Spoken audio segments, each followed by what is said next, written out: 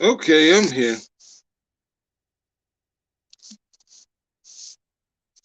Yo,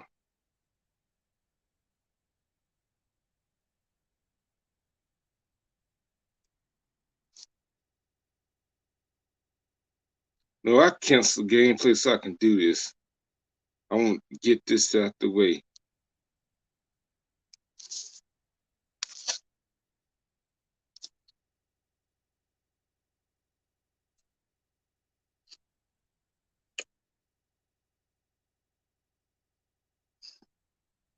Oh, let me go to my laptop so I can pin this shit. Damn it, come on. Laptop be moving slow like a damn turtle. Somebody sent me a friend request on PSN.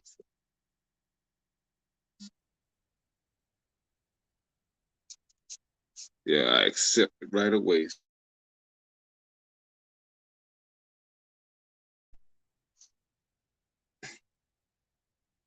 All right, I pinned it. Now I can share this out to other places.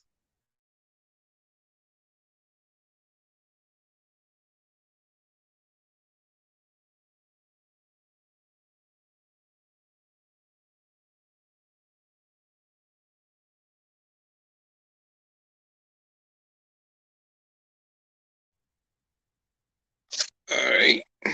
Yeah, that's been resolved. That's been deemed. Here I go.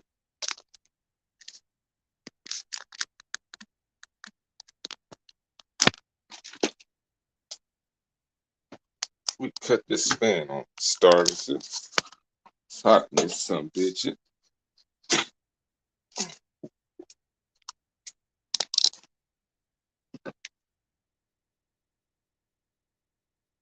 All right. I'm gonna give 2 minutes.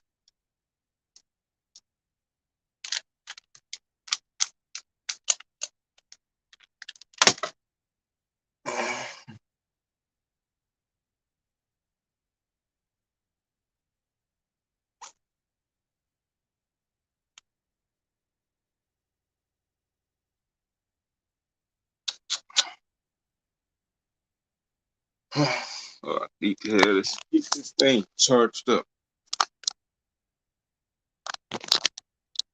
Next time we get a new phone charger. Slowly charging.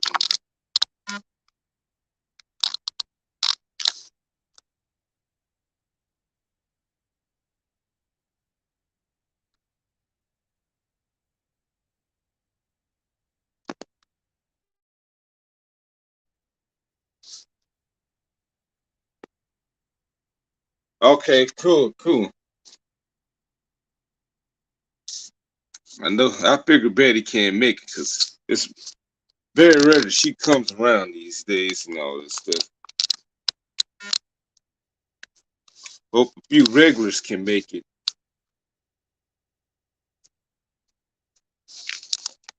Trying to keep my volume all the way up so we can hear each other and all this stuff. You know what I'm saying?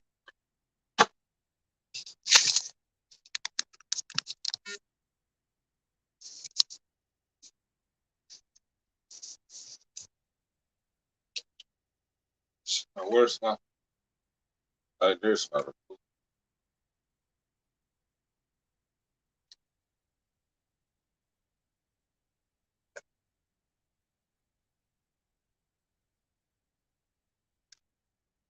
Yeah,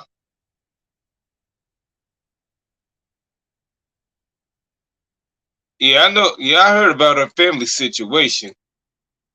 Yeah, because she has been coming back as of late, but I heard about the family situation. Yeah, I hope they recover.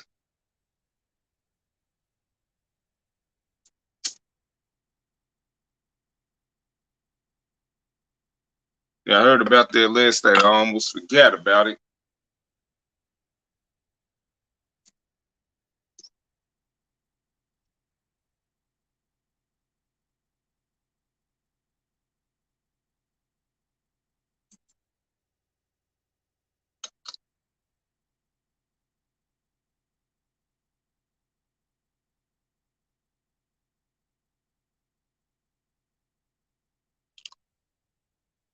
Yeah, I'm gonna try to do this as long as I'm able to, as long as other people are able to stick around and all that stuff.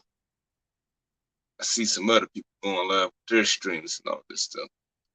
But the stream yours going on the streets, gaming is okay. Hit.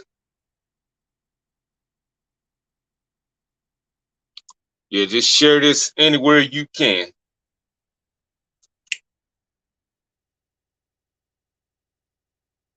All right, there she go.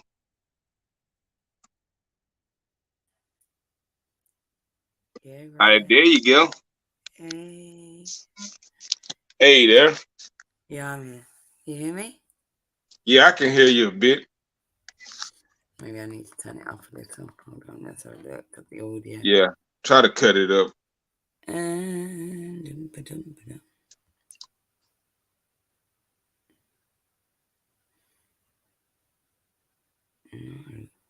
settings. There we go. I forgot where the audio was for a minute. I was like, I'm looking in the wrong bit. Yeah, my audio is low. Hold on. Yeah. That should be better. Yeah, that's better. Yeah, cool. Yeah, it does that for some reason. It resets itself on StreamYards now and again, and you go look at your mic and you're like, why is it so low? Yeah, that's crazy. Then sometimes when you put earphones in, you have to keep them in. If you take them out, then people ain't gonna be able to hear you at all. Yeah, because when I stream on my channel with Little Boots, right, she was having problems where her audio was super fucking low, and mine was really loud. So she went and got a microphone, but then she had to turn her mic down so we was like equal. You know, so you have to work it out. Yo, Pack. Yeah, he's streaming right now. He's telling me come back when you're done, brother. Yeah, if I can, cause I gotta eat dinner. We all gotta eat. Then I gotta hop in the shower. So I'm gonna try to do that. I can't make that all the time, Pack. Brian's having his own little stream. Yeah, yeah. Get the hell out. You're advertising your stream. No, I used to say that's a no-no. We see you, Pack, coming in here, advertising your stream. Hey, you better start coming to mine, cause yeah, right. Not to come in and be like, oh. You better start coming to mine too as well. That's it, bro. Speak your truth, bro. Speak your truth. But I'm glad you get out the hospital, Pat. Oh shit! Was Puck in the hospital? Yeah, he had to have some type of surgery. Fuck. This week. Yeah, I'm sure he's looking after himself like a sensible person, huh? Yeah. And then cut back on that drinking, cause you're getting old now. You gotta watch those organs. Yeah, that shit's no good for the system. You pickle yourself from the inside. Yeah, especially at that age. Me, I'm trying to slow it down myself. I already quit. Ghost, my bro. Ghost turned up. I knew you wouldn't let me down. Look at that. Oh, Ghost. Yeah, hey, it's nice to meet you, Ghost. He's like used to would get on as well. This is why I said to him, come by, because like he games as well. You game. You know what I mean? You're both in the Discord as well, used to. Ghost and Brian meet each other. You'd get on. You're both fucking super chill. Shoot. Yeah, that's what's up. Yeah, good to have you here. Hey, if you want to jump on, shoot. Shit is pinned, dude. Yeah, because I planned on doing this for the month and all this stuff, because it's been a long time. Well, I'm talking to Ghost about, because he's gaming, right? But his system's like fucked up at the moment, so he's got to get it sorted so he can. He's like having to upload videos at the moment, but he wants to like do lives and stuff. And if you're like, you two should sync up, because you both game, do similar shit, and when he gets his shit going and flying again, like you could like do battles with each other, do gaming stuff with each other. Do you know what I mean? There would be like support each other's channels kind of thing and make a connection. Yeah. Yeah, that's what I do. That's what I've been all about for Plus, over a it would make it decade. more interesting. Like if you like, we're like doing like fucking battles with each other, doing things, playing games with each other, like the two-player in stuff, maybe. Yeah, makes sense. Yeah, You know, hopefully have the same game console. That's the only way we'll be able to. yeah, you both got like over 1,000 subs. You know what I mean? You're both on kind of a similar path. You're both super fucking chill, and yeah, you could do something together, maybe. Yeah, but it's glad to have them. But shit, I wonder how's everybody else doing in this. Um, Yeah, why do you think I got you both like in the Discord? Why I got certain people, certain fucking people with a similar mindset in there so they could link up and support each other and shit. This is what this was for, you know?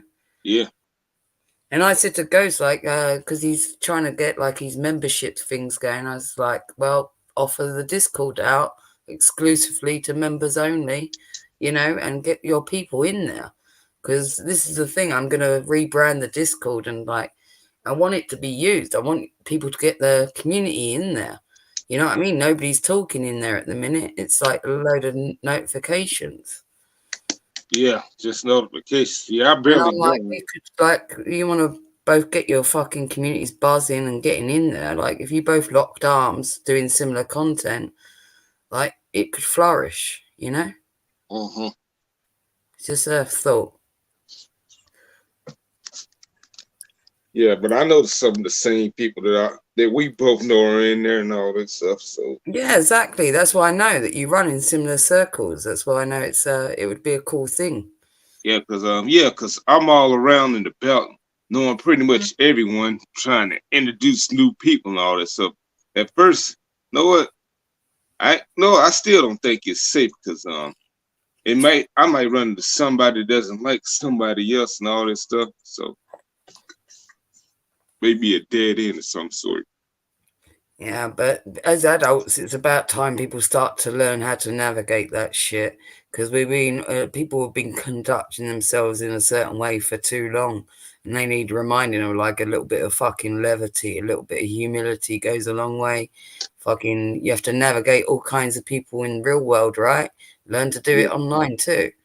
Like we've all been doing this online shit enough now to become pretty adept at it. We're not newbies, you know what I mean? Yet everyone's acting like they don't know what they're doing still.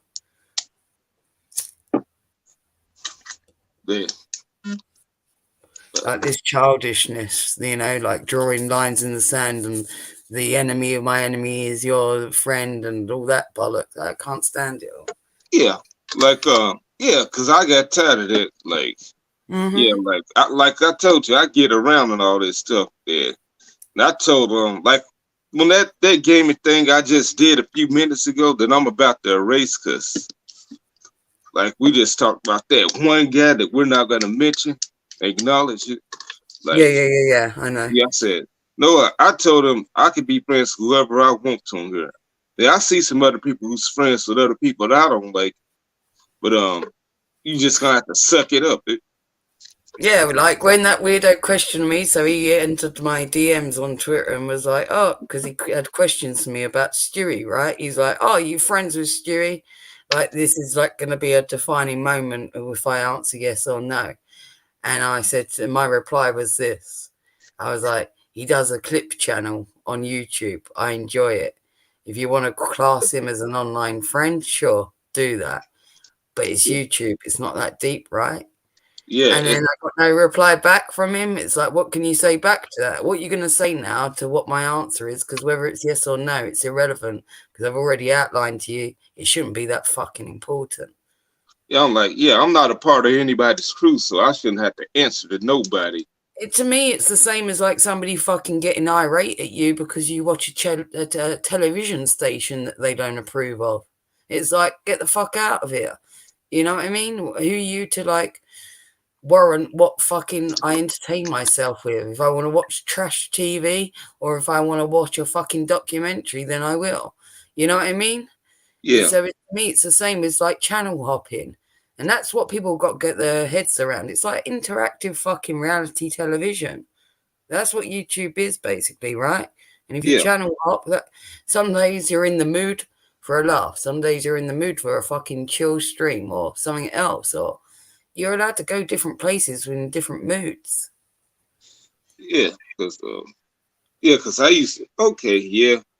Over a decade ago, I used to be part of this community that was anti-mainstream, and we used to burn people who was ever into that stuff, but not really just the people who had came to us with the crap, and then yeah, the ones that hated the fact that we didn't like their style of entertainment and all this stuff, like reality TV, new music, and all that stuff. Mm-hmm.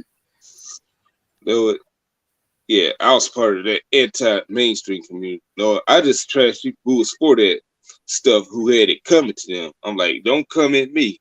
Like I say, Yeah, no, I'm like that. Don't come at me. You know, you'll get it back. But yeah. I'm like, so you can like that stuff if you want to. I'm like, who am I to judge you or to tell you can't like this or that? And who are you Facts, to tell? Ghost. Yeah, Ghost says if people are real with each other, they wouldn't care who's watching who at the end of the day. If that person is your friend, they will respect that and chill. Fucking fat facts, man. Yeah, cold For sure. hearted. Because like I'm saying, we have to navigate this like you know, back in school, right? So you Yeah, weren't everybody's fucking friends, but you had friends that were friends with other people that yeah. you weren't necessarily friends with. Certain groups used to overlap. Some people used Go to on, be Lola. with each other but not with others. And we all navigated it. So how comes as children we could fucking navigate it, but now as grown ass people online we can't? Yes. No, You know? now we got something going about that. Like as children, like we'll just move on from that and play. Yeah, but it don't matter. Like if even if your best friend, like somebody that like you'd had an argument with that day, and you'd fallen out and declared that you're my enemy, basically. Even if your best friend was still cool with that person, you wasn't saying to your best friend, "Well, you're no longer my best friend now because you're still okay with them." We didn't do that shit. We didn't pull those punches, I'm like, yeah, but like it's right? about, yeah, it's a few people that my brother was friends with, and I could hate it or I had a Yeah, you just disagreement with. navigate. You'd be like, whatever. I'm either gonna play like if we're all playing the same game or something, then you navigate it, or you go play with a different Hey, friend group Lala. that day, right? Because you're hot under the collar, whatever. Like, there's a way to fucking get around this shit. It's not people just and they can't get over stuff. That's the other fucking problem. So when you have Um, a bit of a barney with someone, why has it got to be so permanent? Why can't we progress? Why can't we go, yeah, we had a disagreement yesterday, but we're cool today? Because we're not going to repeat that because we did that yesterday, right? yeah, this reminds me of a time when I was a kid. It was almost 30 years ago. Like I know the person was pretty much bad news and all that stuff. Like he had a disagreement. It was almost a scuffle with some family and all that stuff. But I stayed out of it. Like, yeah, at the end of the day, me and my brother, this is our time to go back in the house. The guy and his brother got into it with this family and all that stuff. Yeah, the dad kicked the two brothers out of the yard and all this stuff, said they're not allowed here anymore. The next day, the one guy and the other guy, they was playing catch or playing football together and all this stuff. The mom comes out there and kicks the guy out of the yard, says he can't come here anymore because her husband said so. I'm like, I was upset about that because I'm like, they moved on yesterday. Why we still got to continue this? Yeah, exactly. And that's how I am. And this is why I feel like this is part of the problem. And people get like too ground into their resentments or their petty fucking like ego got bruised or some shit, right? And they can't take the L or something. And rather than just both fucking addressing it, being like, whatever fucking happened, whoever won, lost, whatever, it really doesn't matter. We can fucking move on from this shit. And that's where it is for me, is like the ability to draw a line. No matter how we disagree as fucking human beings, we're not always going to agree. And that's a good thing, you know, Yeah, because that's how changes and progressive thought is the fact that we bash against each other sometimes. So that shouldn't be looked about as a bad thing. Like this whole negativity of like when you have a run-in with each other, oh, well, we had a run-in. We disagreed on that. It doesn't mean that we can't like each other for other reasons still, you know? I'm like, well, I'm like, if they needed time to stay away from each other, then they could have did that. Because the best Yeah, thing to do for a while is don't say back. nothing to each Yeah, other. yeah, for sure. If people find that hard to do, they just got to look for something to make up for some type of deficiency. Well, because it's done in front of everyone, right? Because Right. they feel like, oh, their friends group in a community or whatever are now got all their eyes upon them, their ego's getting bruised gradually whilst this is going on in front of people. And they're too concerned about that rather than actually addressing the situation like a grown up and being like, oh, well, it doesn't matter if all eyes are upon me. This is happening and we're just going to have to deal with it face on. They get too concerned with what am I looking like? What are people thinking of me? I've got to look like the winner or the big badass in this situation. Yeah. And that's what they're concentrated on. And then you get a clash of egos. So you're never going to get something progressive from when it's just all fucking ego driven. That's what I'm saying. Yeah. Like I know I have a sibling myself. I'm a big brother and all this stuff. I'm like, when it came to that time and my age, like, no, luckily my parents started using that living room and all that stuff because we had a few rooms in the house and all that stuff. I just took advantage of the situation, knowing that we ain't gonna see eye to eye. The much we get older, the more we ain't gonna see eye to eye, considering Mhm. how we are towards each other. So I took advantage, took my stuff, and moved it into the living room and made it my room. Stuff. And this has antagonized everything. This online behavior is bled into the real world. So when it comes to like other disagreements, like say for example politics or whatnot, now Oh yeah, people I hate can't that. navigate that shit, right? Because they've become very used to dealing with things the way that they deal with online. So it's actually had a reverse effect now. Rather than letting reality conduct how you behave online, they've actually let online behaviors now infiltrate reality. So Yeah, now the way that they come out of a situation or deal with a situation like they would online, they now deal with in real life. So they can't actually navigate this shit. So like discourse is a oh, good thing so, throughout humanity. The minute we don't have discourse or disagreements, it means hey, that sir. we've all turned vanilla. We've all turned vanilla. If we've all got the same point of view and they all got the same wants, then it means that we're all mediocre. We're all vanilla. The fact Yeah, that we've got discourse means that we're all different. yeah, but yeah, the same could be said about religion too, because I still see those comments. So this sorry, but this shit doesn't exist. Or this stuff just does exist. I'm like, leave people alone. The person said nothing to you. I'm Mm-hmm. like, you didn't exist to me until you came to Mind me you, with your what BS. happens to that old adage, right, Brian? Mind your fucking business. Like if it doesn't affect you, mind your business. I'm like, yeah, yeah, and that's what gets me set off. And that pretty much goes with anything. Yo, Layla Chan. Hey guys, hey Brian. Yeah, it's good to see you. Good to see you too. I'm sorry that I had to jump in unexpectedly, but I have to give Des some points. She's on point. She's Yeah. definitely on point. Thank you. Yes, yes, she is. Yeah, I've been around this shit in a lot of places for a long, long time, and I've seen a lot go on. Yeah, And if people want to fucking progress, like online behavior and all this shit, it's all become part of our daily lives and routine.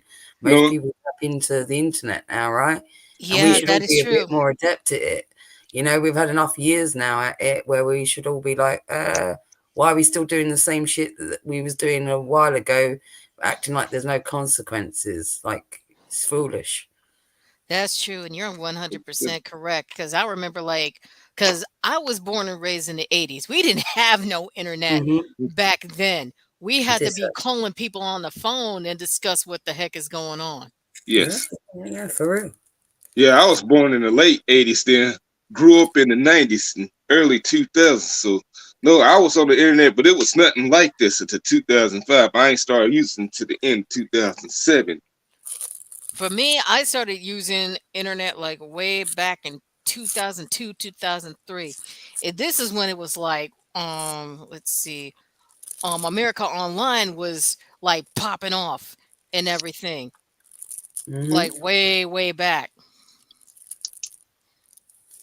Yeah, and well, I'm the same. I was born in 1980, and I grew up, with the generation of the computers and working in computers as well. And now I work in social media on top of that. So this is probably why I've got the certain views and opinions that I've got as well, because of my media experience and working in these realms. You see a lot that other people don't see, especially if you're doing all the behind the scenes stuff. Exactly. And I have to agree with Ghost. I missed the 90s myself, but I was born Yes. in like the late 80s. Like I was born in the summertime in June. So mainly I'm like the mid 80s baby before like the original 80 was going out the window. Damn, I'm the oldest one here. So mainly for me, like from past experience, like I tell everybody, my mother and my father were born in the 50s. And what is the coincidentally about it? My mother and father was born on the same month, same date, Oh, different year. Yeah. okay. Wow. I my husband, or my ex-husband now, but my husband has the same birthday as me, like 6 years apart, but the same birthday. See, this is why like some people won't understand that fact, death, because I have to agree with you 100% on this. A lot of my friends will be too scared to talk to me because I would tell them, my dad was born in 1952, my mom was born in 1953, and I'm born in 1980. And they'll be like, "We ain't messing with you because your family is a Malachi cocktail." And I'm like, "What do you mean by that? Like triple cancers in one house?" I'm Ah, like, yeah, but one thing Okay. about my mother, she's a Washington D.C. native. They'll be like, "I'm out." Like, I'm out.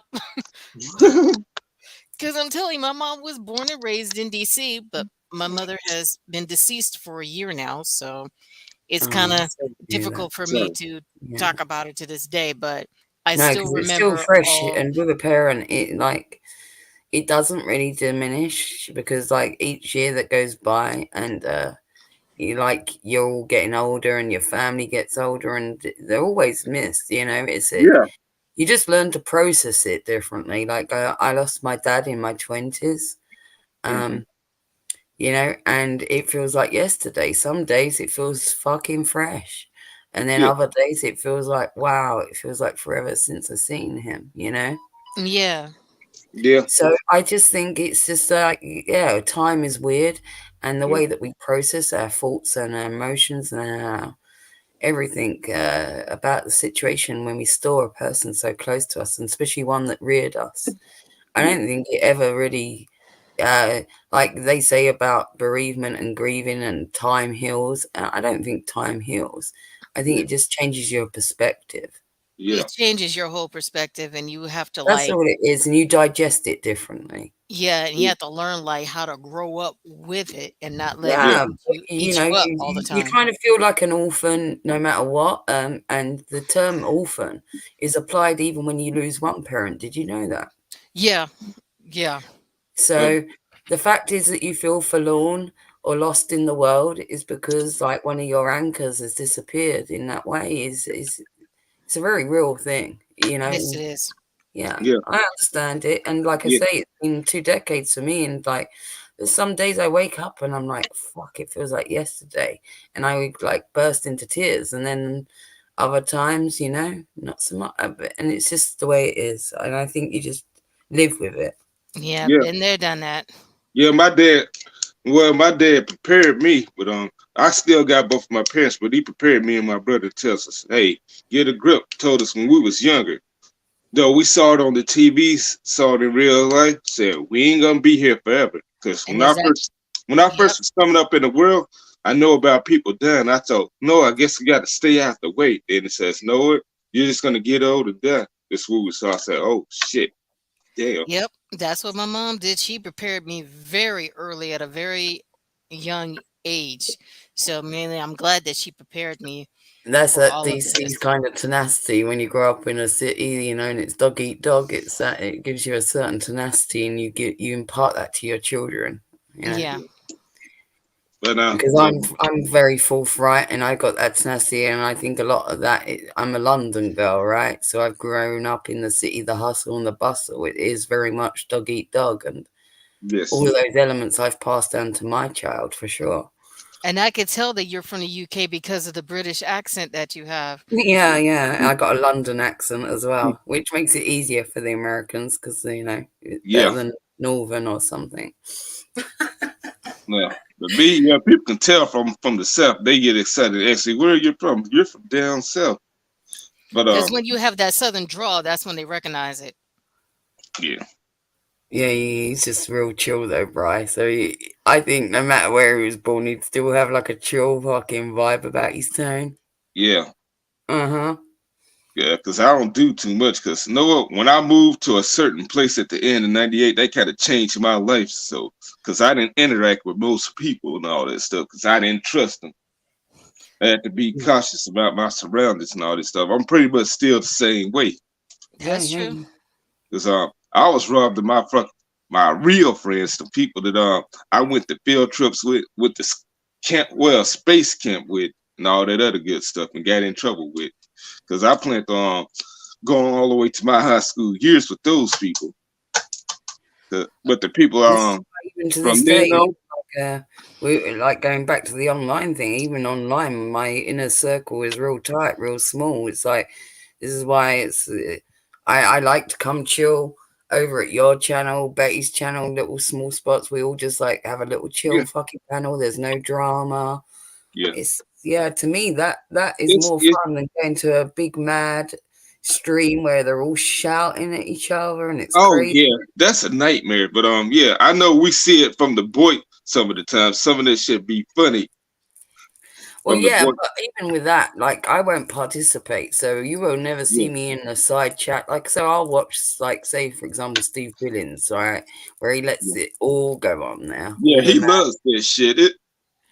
Like I'll watch that shit, but you'll never see me chatting there because I ain't rolling in the muck with anyone, and I definitely would never get on that sort of panel either. Yeah, but I jump on panel and talk with people. Yeah, we see it in the boy, we see it on JC shit some of the time. No, know what? They're the worst out of the both of them, because for them to be old people, I expect better. It's not JC. She's a great lady, a great lady. Too nice for the most part. Sometimes she'll put her foot because I like JC and I'll hang out and spot. JC is in the Discord and I talk to her and whatnot, and like, but I'll go hang with her over at Banks's. So my friend Banksy, right, who's also in our Discord, he's got his channel and he'll play music and do a live stream, and I'll go panel over there and JC comes on panel and we have a nice chat. Right, I can't go over on her channel because she lets the mental patients take over the asylum. Yes. I'm like, she does. Because like when they first met me a year ago, it was all good and all that stuff. But the thing that annoyed me at first, it still does, when people be talking over people, they don't let other people talk and all that stuff. Then sometimes you get swooped into that damn war zone. Like I did one time back at the end of November, because I said nothing to the person.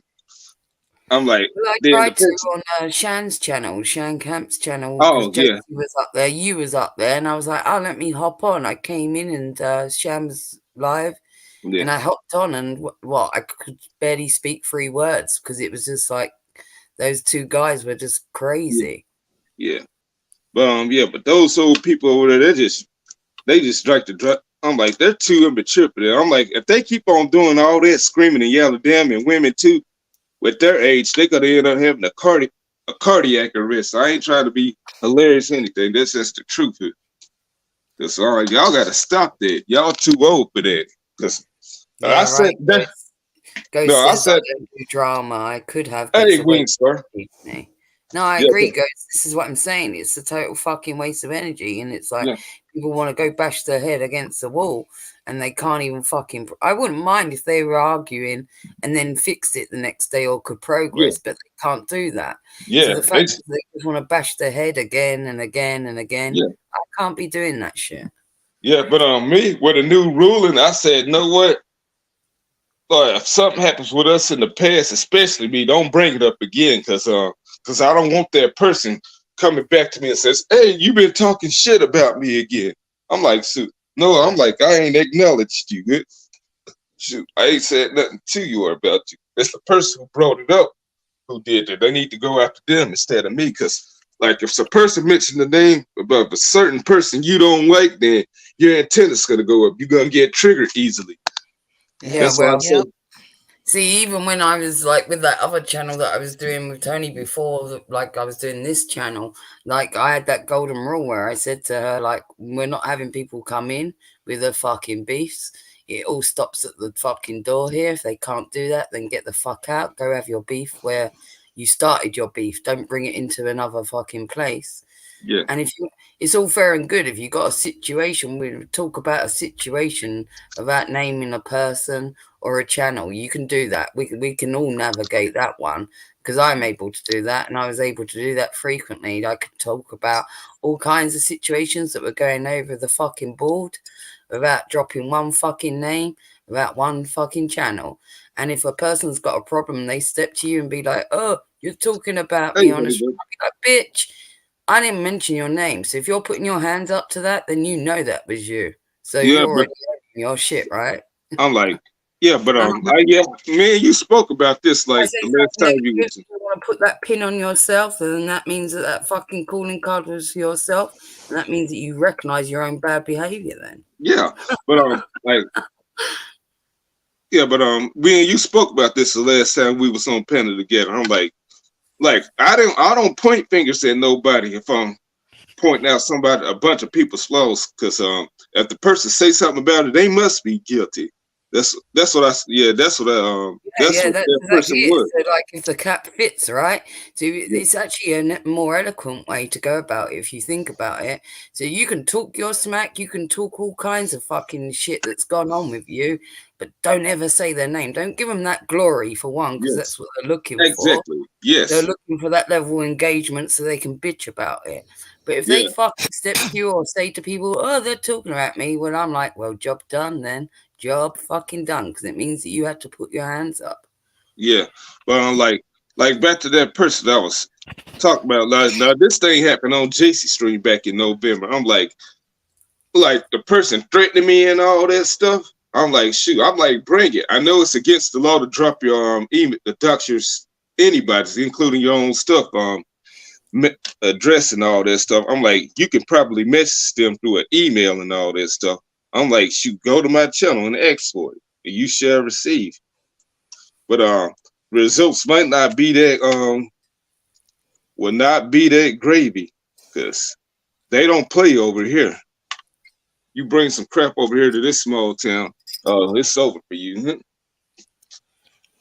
Yeah, I don't engage with it mostly because it's not just for my own sake, it's for other people's sake, because they'll fucking live to regret it if I fucking step to them. So it's best that I just fucking keep out of it altogether, because if I have to rip a fucking person's head off, I will, and then they're like, oh, then they realize what they've done, and it's not the way that I like to conduct myself. I don't like to roll in the muck, so I just don't step to it in the first place. Yeah.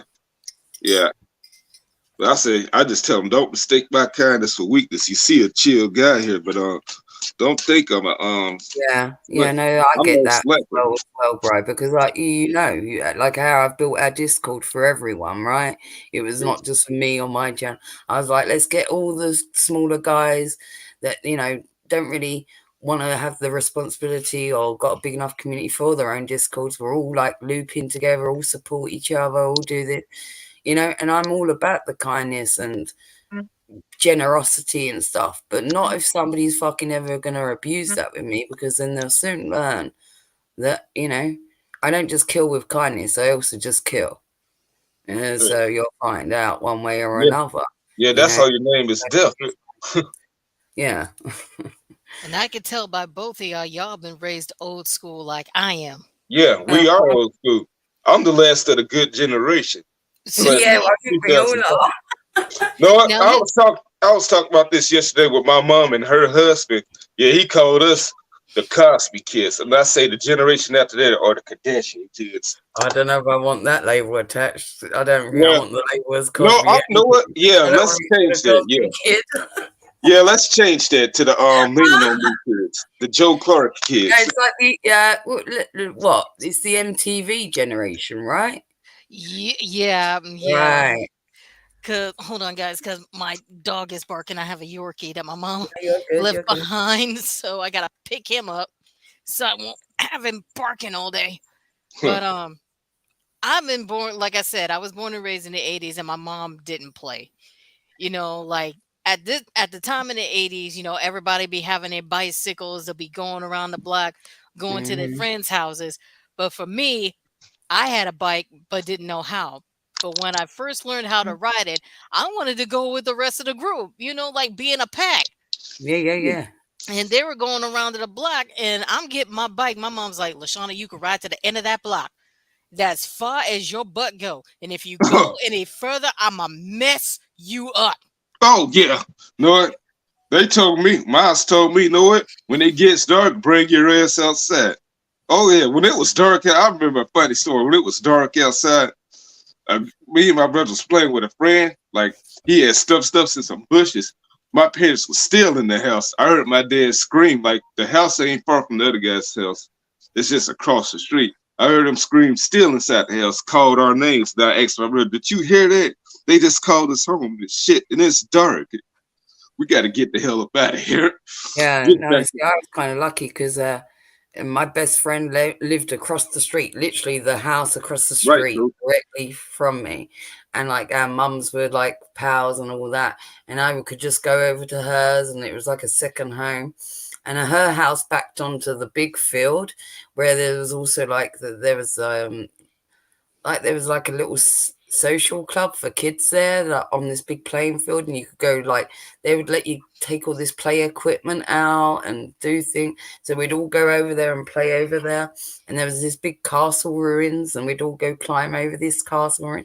We was just allowed to do all kinds of shit. And yeah, we wasn't that far away. We was just like on the back of the field behind my friend's house, so we was always within earshot.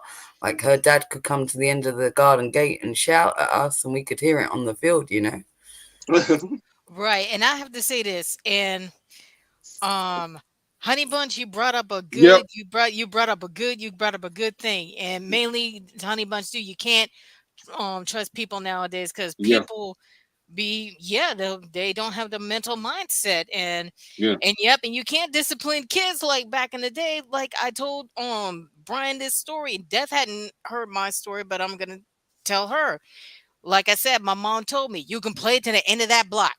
As far as your butt go. And if you Bro, go any further, I'ma mess tear you your up. ass up. And But look, and half of my friends were on their bicycles, and here come Melissa riding on her bike saying, like, hey guys, let's go over to the next block.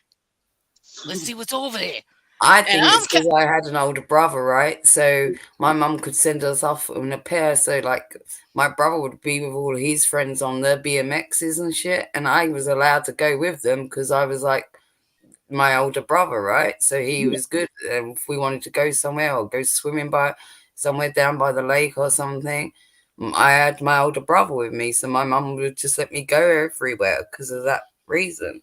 I couldn't. How I was raised, I couldn't go nowhere unless my parents were present. Yeah, I And if think they're having the older sibling thing No, helped I you get couldn't go outside unless they was at home.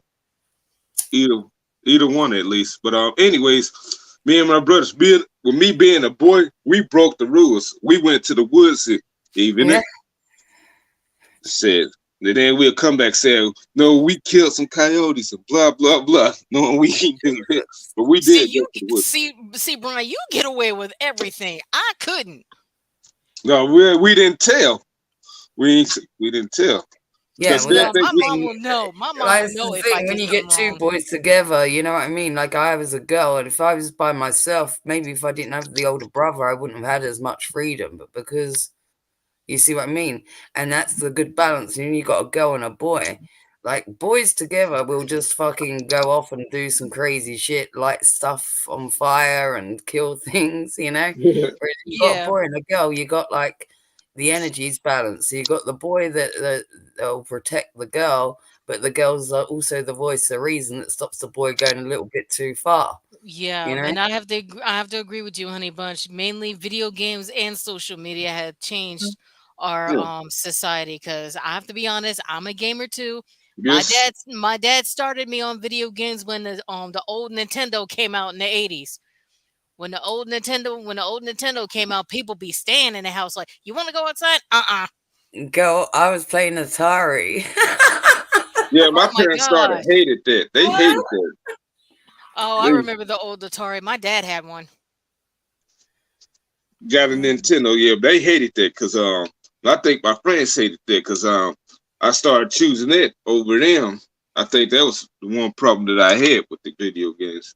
Like y'all played all the games, I'm behind on shit. Y'all caught up. Y'all on the PlayStations now and other Yeah, shit. I confess, I was the PlayStation kid in my home, because when I first worked at Walmart, the PlayStation just been released, and I wanted one so bad, and I saved up tons of money when I was working, and I was in high school at that time, Hmm. and they had the work study program.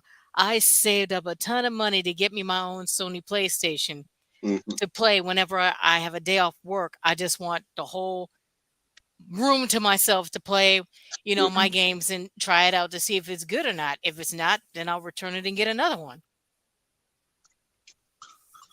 It, but shoot, I hate that when we was growing up, they put us a time limit on there. Like by 9 o'clock, turn the game off. I'm like, I'm trying to finish this shit. I had a time limit too. My mom will tell me when 10 o'clock comes, you go straight to bed. I'm like, okay, cool. When See, 10 o'clock comes, I'll I turn it didn't have, off. I think because also, like I was saying, not just the older sibling, but my best friend across the road, and me and her would spend most of the time like at each other's houses. Like we were like sisters almost, you know? Um, so I would always be at hers. If I wasn't at my place and she was at mine staying over, like we'd have sleepovers all week long. Like, so sometimes I'd be at hers like 3, 4 nights and she'd be at mine like half the week. And we was, yeah, that's just how it was. And yeah, so I didn't have that thing where it's like, oh, you got to be home, because I had the convenience of my best friend. We could literally like be in our pajamas and pad over to the across the road to each other's house, and like, you know what I mean? Yeah, Hmm. It was nice in that way. I'm like, if they didn't know where we was at, they knew we was at another place. Like that was like a few places they knew we could be. So that's what made it cool. Yeah, and yeah, she like literally went through my elementary, my high school with me, in every class with me, you know. So it was like all my life I never like had to like, oh, my friends live all over the way over there sort of thing, and I got to be home at 9, you know, because I was good because I had my best friend across the street. Yeah, we ain't go far away much in other neighborhoods because back in the 90s, our neighborhood was popular and all that. So people kept on coming to our neighborhood. I'm like, shit, our neighborhood must be the shit. But I It kind of helped that I guess like we were like 2 months apart, so our mums were both pregnant at a similar time. They became friends before we were even born, and they put us in nursery like together even. So we went through like all the stages together, me and her. So my mum completely trusted obviously her family and vice versa. So there was no need to like this whole gotta be home, or because if she knew I was at my friend's house, it was all good. yeah, damn. But me, I ain't go through all those stages with the same people. Like the people that I deem better than the ones are the original ones. Like it started like in '93 all the way up to the end of '98 with them. Then I had to find a new crew, which I really didn't. That other stuff was by force because I really don't like church. Didn't like it and don't like it now. That's how I met some of the other cool people at. And we went to the same schools, some of the same schools, especially the high school. We all went to that together. So yeah. So they was mostly friends with my brother. Thanks, Honey Butch. But yeah, but through that time from the end of '98 to 2005, I definitely kept that circle tight. Most of everybody else went for me anyways, and I really went for them. Yeah, and that's what I was saying about, like, even online, I've learned how to do that as well, keep the circle tight, and you got to vibe with people and be of the same mindset. Like, I can't be doing with all that manic energy or unhinged shit. You know, it's just too much, and there's too many people on here that have got like their own weird agendas or they're malicious, and it's just like, no, it's none of that Yeah. for me. I just need to find fucking chill people that just want to have a bit of like normal conversation. You know what I mean? It's like, fuck, how hard should that be? So it's good that if you can just find like, you know, a small group of people that fucking like to do the same shit as you. Yeah, but yeah, like I said, yeah, I get around. I've been finding more new people recently that's pretty cool and all that stuff. I ain't seen no complaints from this most recent crew. I forgot her name. Yeah, Ginger Bella. She's a great lady. So same thing with that Mosh guy. I don't think y'all heard of them, but yeah. I have heard quite a lot, Bry, about both of those people, and not good stuff. Unfortunately, I can't say. Um, yeah, well, they both originate from Lincoln Kane's community. If you know anything about Lincoln Kane, that might tell you there's a No, bit of toxicity involved there. The whole community is bred on like this whole StreamYardy sort of fucking thing, in not in the way like of like what I'm saying, like all support each other, but like in the sense of that he gets people on his panel. He doesn't really want to stream or talk, or he sits there flouncing his cigarette around in his hand, drinking all night. There was some toxic stuff, apparently, him hitting his girlfriend on the camera. He turned on Tony Kiwi, you know, who I was streaming with beforehand. She left his community because he made this declaration. He was like, I'm making a new rule for the channel. Anybody that comes up on panel has to turn their camera on. And she'd been in his community for years, shared him out on her channel more than most people ever would or whatnot, always doing good stuff for him and whatnot. And but she doesn't like turning on her camera, and that's her prerogative, right? Not everybody right. wants to. Yeah, people want to keep themselves private. They And I identity. understand that if you want to bring in this new rule, then bring it in for the new people, because it's kind of like you can say it's a safeguarding because we don't know you, so we kind of want you to have the camera on, you know. But old people that we know that have been in the community, they're good to have their camera off because we know that they're not going to just like turn it on porn bombers or something. You know what I mean? Yeah, So he could have done it that way, but he didn't. But she was cool about it. She didn't kick up a fuss. She was like, "Oh no, that's fine, whatever. I got my own channel if I want to stream. Like, it's fine." But somehow it all turned to sour grapes, and then he started doing all these mad streams saying, "Oh, she's got the shits about it. She's not coming around anymore." Blah blah. And he turned on her, and apparently he's done this time and time again to people where he'll turn them into his content.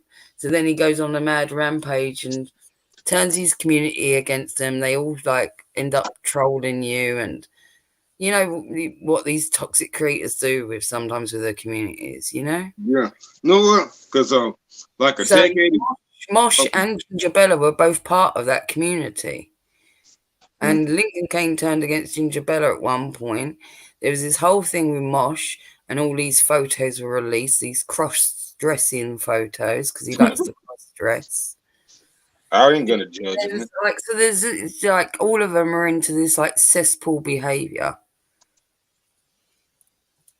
Yeah. But yeah, but a decade ago, you know what? I thought that was toxic, but today's stuff, ooh. But I'll tell you about it over a decade ago. Like like at first I thought everybody was cool. Then it comes to see that this person hates this person, then this Yeah, person hates this person. yeah. Like there And ain't you'll no find that, like, like there's big trails of fuckery that goes along. And even when you think someone is cool initially, until you learn the history of someone or the pattern of their behavior or what sort of shit that they've, and you're like, oh, okay. So you're not like you presenting this at the time being right now, but that's because I just haven't been long enough around to see that pattern of behavior from you. yeah, because I'll Uh, tell you about one thing. Like no, Lala, I don't know how long you've been around, but like though it happened in this wrestling community like back in 2011. A guy that used to make rents and then he decided to quit because he lost interest. A guy by the name of Spinnernet. Yeah, he was Yeah, doing. yeah, You know who I'm talking about? yeah. I seen him pop up like every now and then. What? He's still around? He's still around, but he shows up like once every blue moon, but Oh, not a lot because he just not showing interest in the wrestling community anymore yeah. because I don't sometimes blame the you. wrestling community can get very toxic. Oh yeah. No, man. No, I used to be part of that in 2000, and I said I quit this shit. I'm just a fan. I hate these people. They act like jackasses. No, then now back to spinning that. Like it all started like in 2011. Like he started having disagreement. Well, actually, that started in 2009. He started having disagreements about this and that about people about what goes on. Then it started with him and LV54 and all that stuff. Then yeah, then when then yeah, spinning that, he started having an episode to start going on a blocking spree and all that stuff. Then he's talking about the drum is stupid. It didn't have to happen. I just want to make videos. Then other people's like, when to come blocking people over disagreements become okay. That's a bitch move to me. Then he claims he don't do that. He's Yeah, not like they that. all do it. They like, and this is what I'm saying. Like, unfortunately, when you mention those names to me, it's like they've all been involved in all like this weird toxic cesspool behavior, and they're all about like supporting each other. They look, it's all fake. It's all on the surface with them lot, Bri. I'm not Yeah, being funny, man, but it truly fucking is. Like all their friendliness, all their everything is all for top show because it's all a way of them just like growing, and then they throw people to the wayside. They use them, they turn on them, and they just collect more people and keep doing it, recycling the whole fucking thing, the whole process. that spinning they got like then in 2011. Let's fast forward to that. Like I seen them going. Well, people seen him going hard on a little kid. Says, "No, your videos are trash." And I never subscribed to you and blocks the kid. Then he goes to another guy by the name of Purple Zero who was impersonating him. Had called him out on some BS. He put it on this. That's when we was allowing comments on the channel. Yeah, spinning at a racer, then went to his channel and left the comment and says, "Man, what the fuck?" Then he started acting reckless instead of being humble. Well, actually, he was acting humble. Says, "What was that about?" Then on this channel, after he erased Purple Zeros coming, he was like, "What the f?" I'm like, dude, you are not like that. You're not built like that. You look like fucking Steve Urkel, if you ask me. I like the. I never had nothing against him. I'm like, dude, you ain't really like that in real life. And then after all that shit talk he was doing to everybody, his car broke down. Then he had the nerve to start asking e-bagging. And that's another issue we was having today. Yeah, like in their fucking audience. No, and this is what that lot do as well, by the way. So it's all about them all getting monetized and then like grifting their audience, then fucking using people for content, turning the community against those that actually speak out or against that sort of behavior. It's just another fucking toxic community, bro.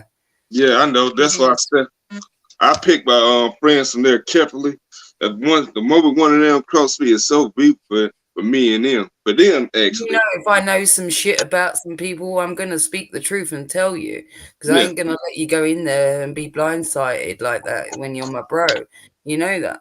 Yeah, he started begging for money and then he ain't put no effort into the shit. I'm like, you that hard on for cash, you would have made an effort to sell your DVDs and all that stuff, your TVs, picture frames and all that stuff. You made all your subscribers do all that shit. I don't care if that car was broken. Back then, people would burn you. They'll destroy you for asking for bread off the internet. Today, it really ain't no problem for most people. But I kept it old school. I don't beg for money off the internet. I can see if you're trying to do business with people and all that stuff. Yeah, I don't mind if people monetize to some degree or whatnot. Like, look, Google's once you're over a certain amount, Google's going to get your fucking dough no matter whether you do monetize or not. So you might as well take your chunk, right? Fuck Google. They've got enough money. They don't even pay fucking tax that they should.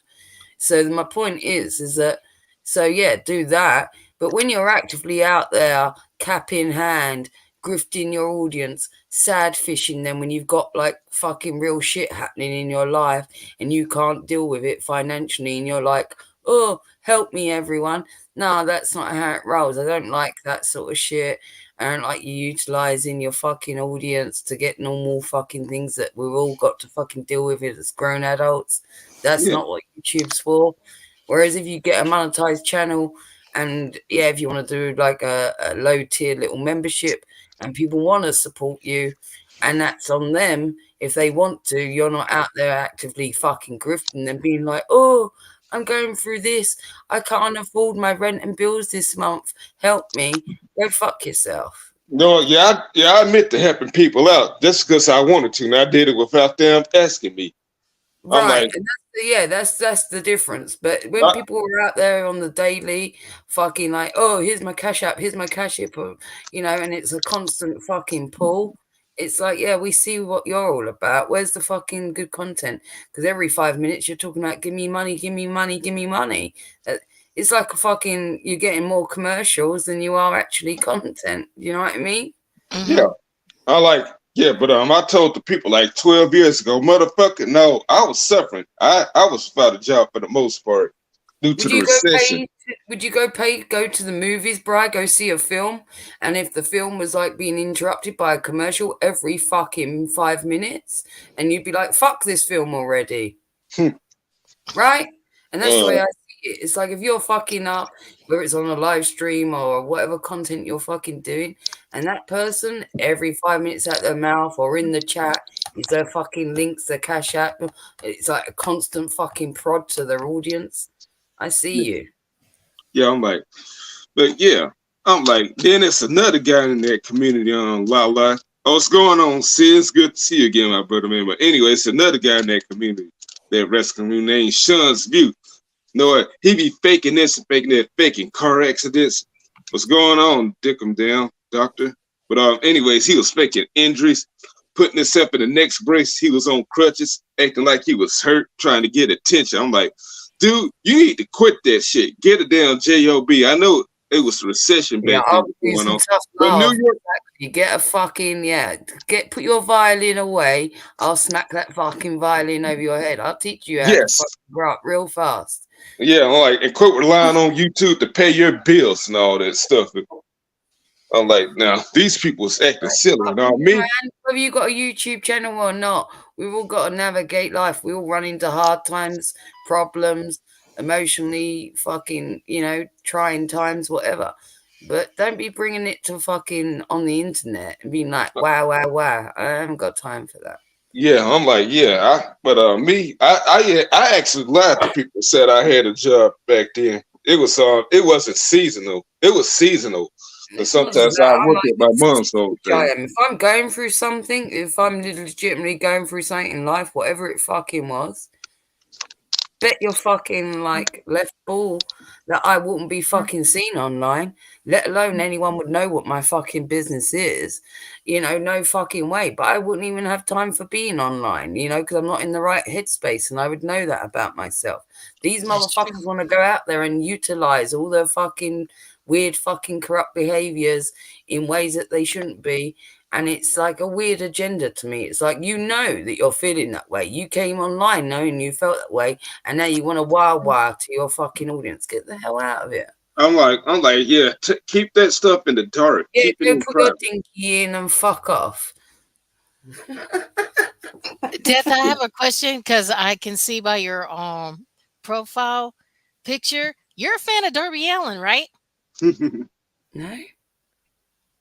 Because I could tell by the profile picture that you have like the face paint, and it looks like how Darby Allin would have the face paint. No, it's not face paint. It's just it's a half filter of a skeleton thing.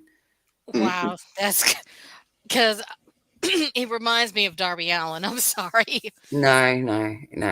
Like I used to have another profile, but I might even remember where it was like a full skull filter Yeah, thing on it. And then yeah, I like remember it. I just found this half one and like put it over and like lapped it over my face. It's just a little half filter. So half of it's like me and half of it's filter. Okay. Yeah, But no, I'm not a fan of that person. I'm not a fan of many people. I think you can tell that. yeah. Right. I'm sorry because it just looks just like And him. when I That's say to why. you, I'm real fucking choosy, trust me when I say that motherfucker wouldn't be I would definitely won't be a fan of no person Right. like that. No. I understand. That's why I asked. I'm sorry. but yeah, but anyways, but yeah, but back to that guy.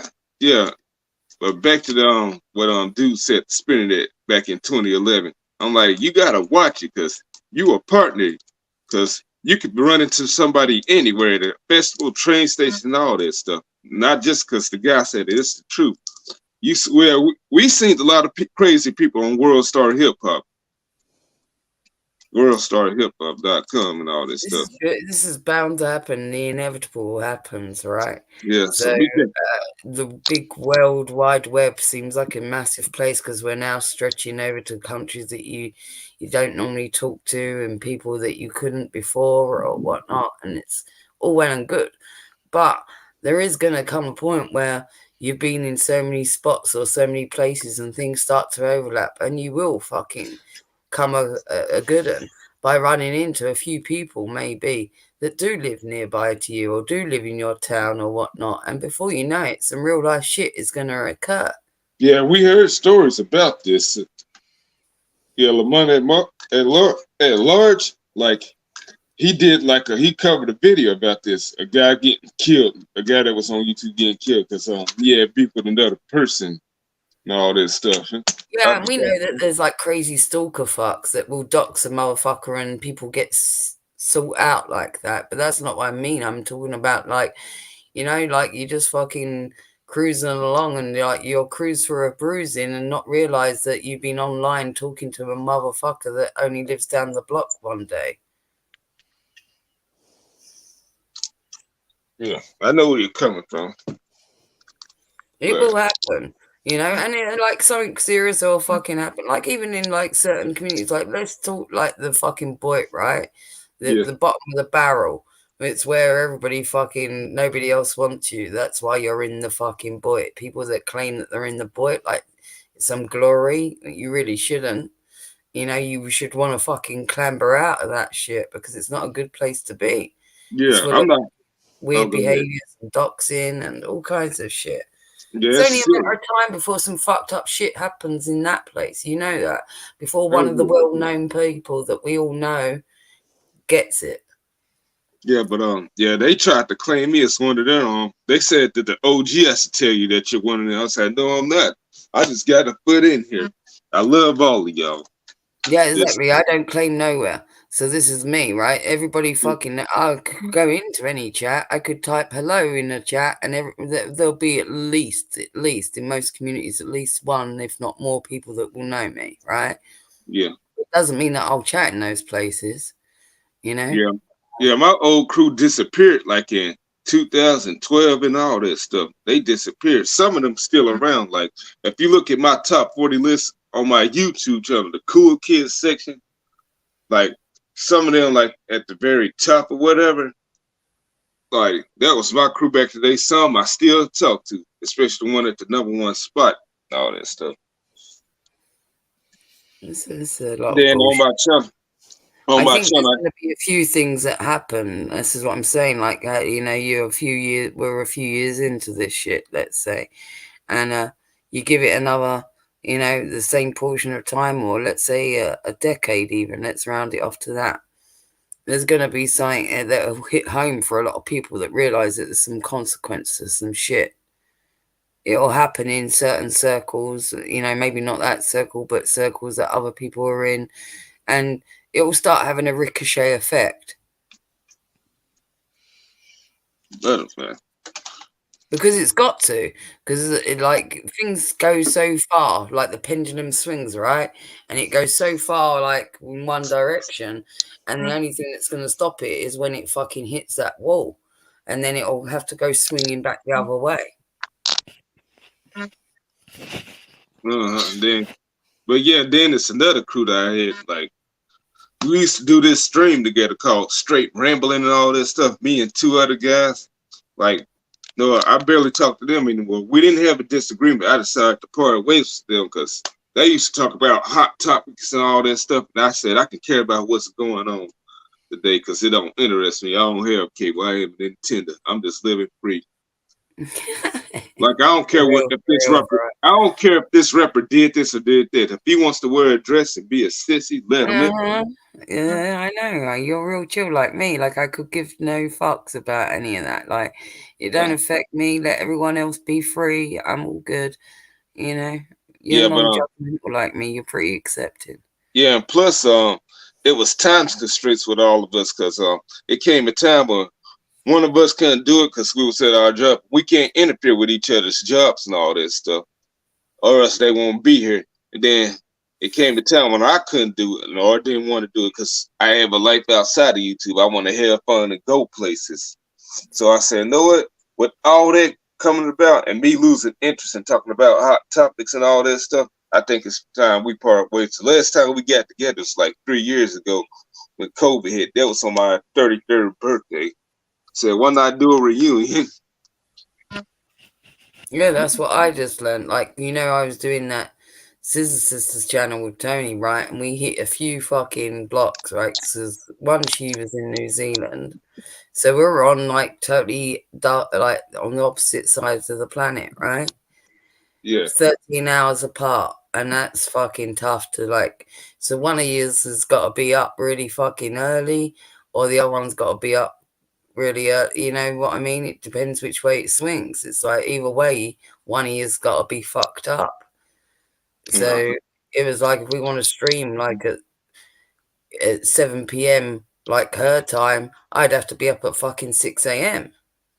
and it's crazy. It was like, this is impossible. And it just stopped becoming fun. It became like, this is like becoming like a part-time job, like trying to fit it all in and trying to set up all the stream, trying to make the thumbnail, do this, do that. And I was doing all that and then trying to fit it in around real life and then take into consideration doing it with another person. It became real hard when they're on a totally different time zone. Yeah. But yeah, then they was trying to get me to do this and do that thing. So I had no interest in it. Like, create a Facebook page. I never liked this site. Then they decided to had one already created to try to give it to me. Shit, it still ain't mine, but okay. But I quit using it eventually. I really never used it eventually. I'm like, if this was stuff, if I got to use stuff for business, that's okay. But Lord, but no, I mean, you're not on the same page, or you find that you're not gelling or whatnot, or it no longer becomes fun, right? What's the fucking point? Because let's be honest, it's like, if it's not paying your bills, then why are you bending over backwards? What, you know, it's no longer fun. It's become like a part-time job or some shit. Fuck that already. Yeah, because I'm like, all this online stuff ain't the be-all, end-all. I know I have my fun with the game playing and all this stuff, the GTA and that fake wrestling company I created. I won't call it fake, that virtual wrestling company I created. I like that. I like that you do that. That's fun. That was something I wanted to do years earlier, but the creators are so stupid. They had that stuff that I needed in there before in the old games. They took it away before they added it back in. That's why I was like, you and Go should hook up, right? So you could do things like that, like do championship things. So even if you don't play two players, like you could fucking go seek out the same games and shit, right? And both be playing like championship levels or things or similar, and see who, like, you know what I mean? And do this like tier together. Yeah, but yeah, I like that stuff because I like doing it because, like, if you, like, you'd still be doing it on your own clock. It's not like streaming with someone where you got to now like team it up. It's like, no, you still play when you want to play. He still be playing when he wants to play. But like, your channels are doing this shit together, like a championship fighting or whatever it is with the game. You know what I mean? Yeah, to have fun. Yeah. Yeah, it would be a cool way as well of like growing and supporting each other, especially that you're both chilling into doing your own gaming shit a lot of the time. Yeah, but that GTA thing, I've been doing it for almost a decade. But the Long Line thing came about like in 2015. They keep on coming up with new stuff. That's why I'm still playing it. All this stuff. But I did play other stuff, and I probably still will if they added some more stuff somehow. Like that Ninja Turtle game that had all the old games in it.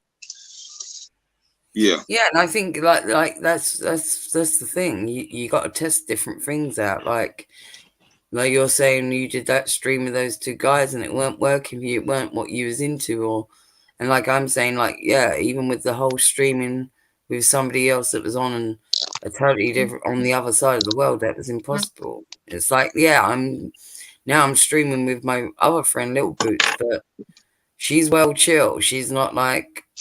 It's not the same energy, and we're just like we do it when we want to, you know. And it's not like a big fucking hoo-ha. It's not like it was like it became like a full fucking like we're having business meetings. Like we had to talk about shit for an hour before we could set up a stream, and it was like this is too much. It's like why can't we just go? Can we do this? Yeah, sure. Bish bash bosh. Let's go live, and that's the sort of person. And like go have some fun. You know, I don't want it to be all serious. And yeah. So like the stuff like me and her are covering now. So we're literally like just pointing and laughing at YouTube. So we're putting up like a bunch of fucking locales and crazy shit on YouTube, and we just want to sit there and point and laugh at all the madness and not be part of the madness, right? That's true. Well, Yeah. my apologies for buzzing off. I got to get ready to go to bed because I gotta get up in the morning. So it's nice talking to you, Brian, and a good pleasure to talk to you, Dath. Hey No, you Layla, come again. I like having you around. Layla, right. come on.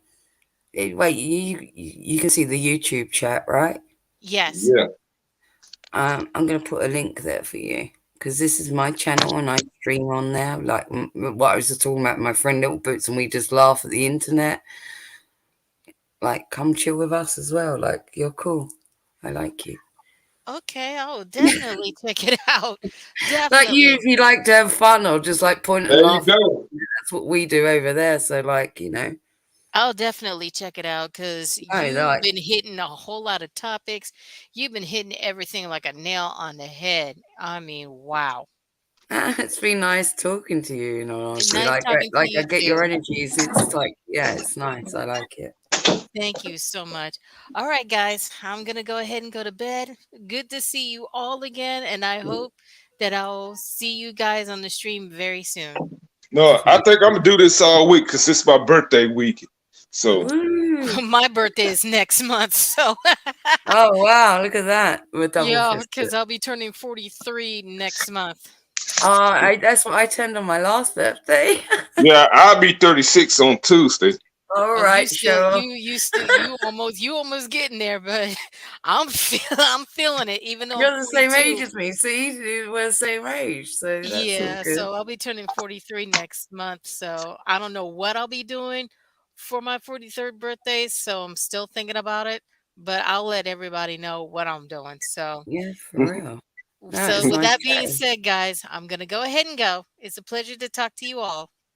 Yeah, I'm glad you came. Have a Yeah, great me evening. too. You That's fun. too. Sweet dreams. Yeah, yeah. Now Lala, no, I met her from a close EFAD community. That's how we do the wrestling thing on video Oh, games. I like her a lot. Like immediately, like I could tell that Yeah, her vibe was chill, but she's also intellectual. Like she likes a good conversation. Also, you can yes, tell that like she's not just like shallow. Do you know what I mean? Like yeah, I there's like know. substance there. I like that. Yeah, we known each other for a while. Yeah, and Remy knows who she is too. Cause yeah, they came from that same EFAD community. Cause Yeah, that's why I was like, yeah, dude, thanks, bro. I wasn't like trying to drop my channel in your it's like, all good. You had I my wasn't doing it permission. like that. It was literally because I vibed with her and I was like, come chill with us too, because I liked her, you know? Yeah, you have my permission. Like, as long as it ain't spamming, like some people be doing. No, but just so in case people think that, oh yeah, you know, because I was just talking about motherfuckers that do that, right? Yeah. Yeah, I know one person used to be doing this. I don't know if he still does it because I But quit that following was it. literally like it was an invitation to her because I vibed with her, you know. Yeah, but yeah, she's better than all right. But yeah, she came from that eBay community where Remy came from. Yeah, but I just like people that have got a bit of substance to them, and because we're Yeah, like covering all this stuff, and we was talking about all this, these cesspools and behaviors tonight, I was like, yeah, she's down for that. If she's down for that kind of stuff, then come take a trip with us, sort of thing as well. yeah. Let's shoot the breeze. Right, I think we might stream tomorrow. Actually, me and little bits. We're gonna like look at this person on TikTok. Uh-huh. And I don't really look at TikTok at all. I'm not in those realms. Like I'm Yeah, not a I don't TikTok. even have TikTok. And I didn't even know that like all that stuff went on over there. I thought it was like a bunch of shorts and stuff, right? No, but apparently Yeah, like there's nightmare like lolcows over there as well, like that do crazy shit. And my friend found this person and put it in our Discord and was like, check this person out. And I was like, all right, we might have to do that. uh, yeah, but all that stuff is like too much to keep up with. So Yeah, yeah, but fortunately, like, because I got like quite a good team, and in my Discord, you know, like my little tech team, like my tech team, she sent it to me. So she did that research for me. So it's kind of cool that I got people that are like, now looking for like funny people for me. And so it's not just all me looking, because I haven't got the time to be watching all that shit, as you know, bro. yeah, But this is the whole point, because it'll be fun. So like, it's not, you know, like when you go into most communities, it's like if you're new there, it's like you can't fucking join in because you don't know what the fuck. Most of the time, you got to be around for a while before you can even get a grip of what it is all going on, right? right. That's But I want it to be like, so each stream that you come in, it's a new fucking day. It doesn't matter if you're brand new there or you've been around, because we're all gonna go down this fucking and explore it together. Mm. You know? So yeah, that's the idea behind it. That like, there's no like, oh, you got to be like the welcome mat here, or you got to be in the community for like 6 months before you know what is fucking going on. That Yeah, bullshit. but yeah, but like we were supporting each other back in the day still. But like me, I had like it did have a certain ruling to it. I didn't like that. I sub you, so you gotta sub me. I gotta feel what you got going on first before I Right. No, sub. I'm like that as well. Although I do it occasionally, especially if I'm friendly with them, I will do Yeah, it. yeah, Like, I gotta you know feel. what I mean? I've got no hard feelings in that way. And Yeah, even like if I don't get to the streams, like I'll try and leave a comment and be like, replay crew, thumbs up, like give you a fist bump, give you a, you know, it takes me 5 minutes to do that shit. And it's like, even if I can't make it to every single one, I'll still try and do what I can here and there when I can. yeah. But yeah, that's the same thing about wrenches. People even these days cry about wrenches, a Yeah, blue wrench. that's silly to me anyway. I mean, it's all cool, but get to know a person. Don't be coming in the door being like, "Oh, where's my wrench?" kind of fucking I'm thing. like, the motherfucker gotta be loyal to be like you are and Lala. Who else? Yeah, Pac and all those other people. Well, because we got two people running our channel, there's two people making decisions, so it's a discussion, right? So I ain't just like everybody I like is getting a wrench and everybody she likes is getting no. It's like we're gonna Yeah. pick people that we both agree on, right? Right, So that makes sense. So we decided we've got like, I think it's like 8 regular mods, and I think we've got about roughly the same super mods, because not everybody's going to turn up to all of your streams. So if half of them do, then you should have 4 good mods and 4 super mods right there. Right. So that's enough. And I don't want a whole chat full of fucking, like, it depends how big your channel is as well. Like, Our last stream, we had quite a few people. We had like 90 people in there. I'm not giving 90 wrenches out. Well, yeah. But me, You know what what I'm saying? my OG people, like they automatically get a wrench. Yeah, but that's different because like your circle's smaller, right? And Right. Like, if we was like doing streams and there was only 10 people rocking up in there, then I would be like, sure, because I know you all get a wrench, but I can't keep tabs on 90 motherfuckers, right? Yeah, but So you're gonna get a bunch of rogue mods that start deleting people that they shouldn't be deleting. yeah. And I can't fucking be close to 90 people. So the fact is that I have to pick who I know, who I've known the longest, who is good mods in other places that actually do the modding. Not just because it's like, oh, for the glory of the wrench as well. It's like, nah, you got to actually know what you're fucking doing. And I'm like, you gotta pay dues with me, especially, because yeah, ain't nothing and gonna be handed to you.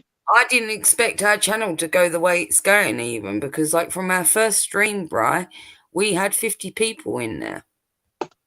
Oh well, but Right, me, our first motherfucking stream, and then our second stream, it was like 53, 54 or something, and then our last stream, 90.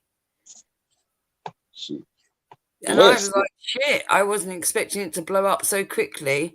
And we've gained like 200 subs in the last week or so. Yeah, but me, well, it took me like over 15 years to make it to 1,000. Yeah, But I think I wasn't expecting that. So it's like I was expecting to have a small little circle, a small little group in there, and we all just joke and laugh. You know what I mean? Yeah. And it's gone the other way, and I'm like, shit, okay. So now I'm like, so I got a small crew of people, and I'm like, that's enough, because I don't want like the whole chat blue when there's that many people in there, and yeah, that shit's gonna look ugly. it would look crazy. So, yeah, now you got me want to reiterate who should have a wrench and who shouldn't. But I say the people that ain't been here for a while, that ain't been loyal, should get theirs taken away on my channel.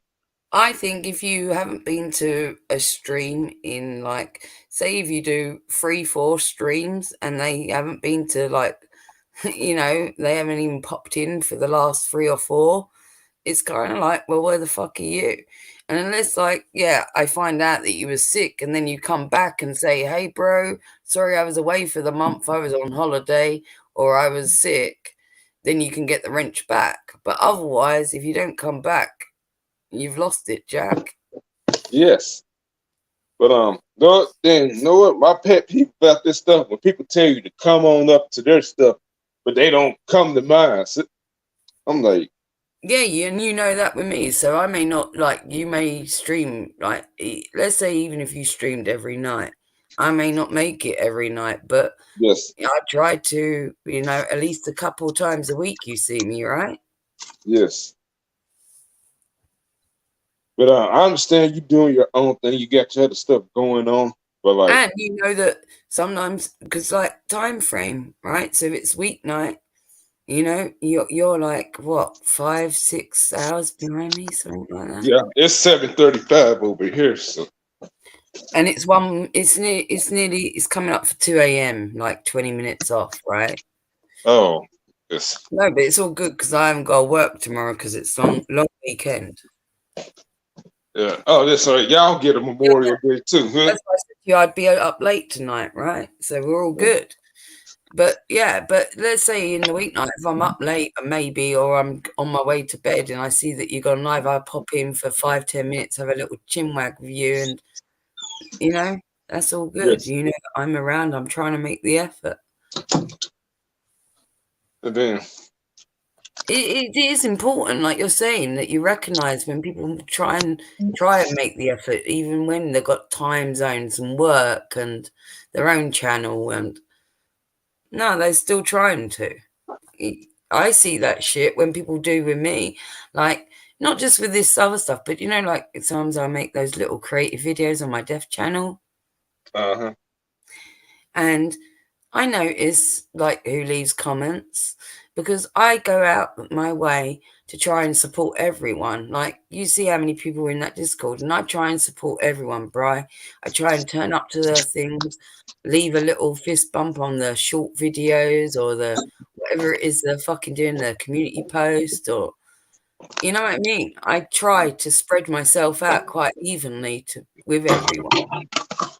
Uh-huh. But then I notice when it's a one-way street, like who's actually like doing it, because I may only put out one video like once every month or every 2 months sometimes. So it really, I'm not asking them to come to every day like a daily stream, am I? Yeah, exactly. So when I do make something, is it really that hard for them to do the same back when I've only making one thing in a month? You know what I'm saying? Yeah, I'm like, pay it forward. And especially the fact is that if they're doing like daily stuff and I'm like regularly, like over the course of a month, probably done like several comments, several turned up to their shit or whatever it is, and I'm doing one thing and they can't do one motherfucking thing. Well, me, I can tell the fake ones. Like, hold on, excuse me. Yeah, this is what I'm saying. You see a pattern of behavior, right? Uh-huh. Like, I can tell the fake ones, like, they don't come to this person's stuff, but you see them in another person's stuff at the same time and all this stuff. I'm like, the person just got one over on you.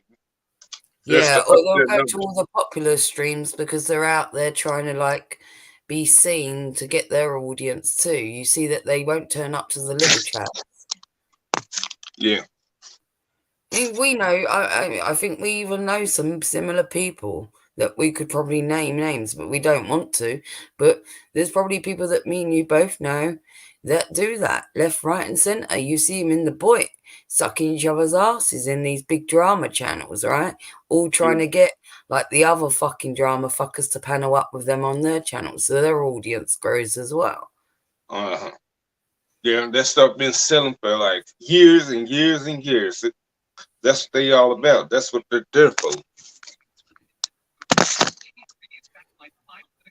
Whereas, you know, I don't stream off my deaf channel. All I do is the odd little creative video, like once in the blue moon.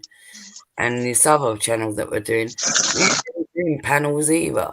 So if I come hang out with someone, it's because I want to come hang with them. I got no ulterior motive, right? Exactly.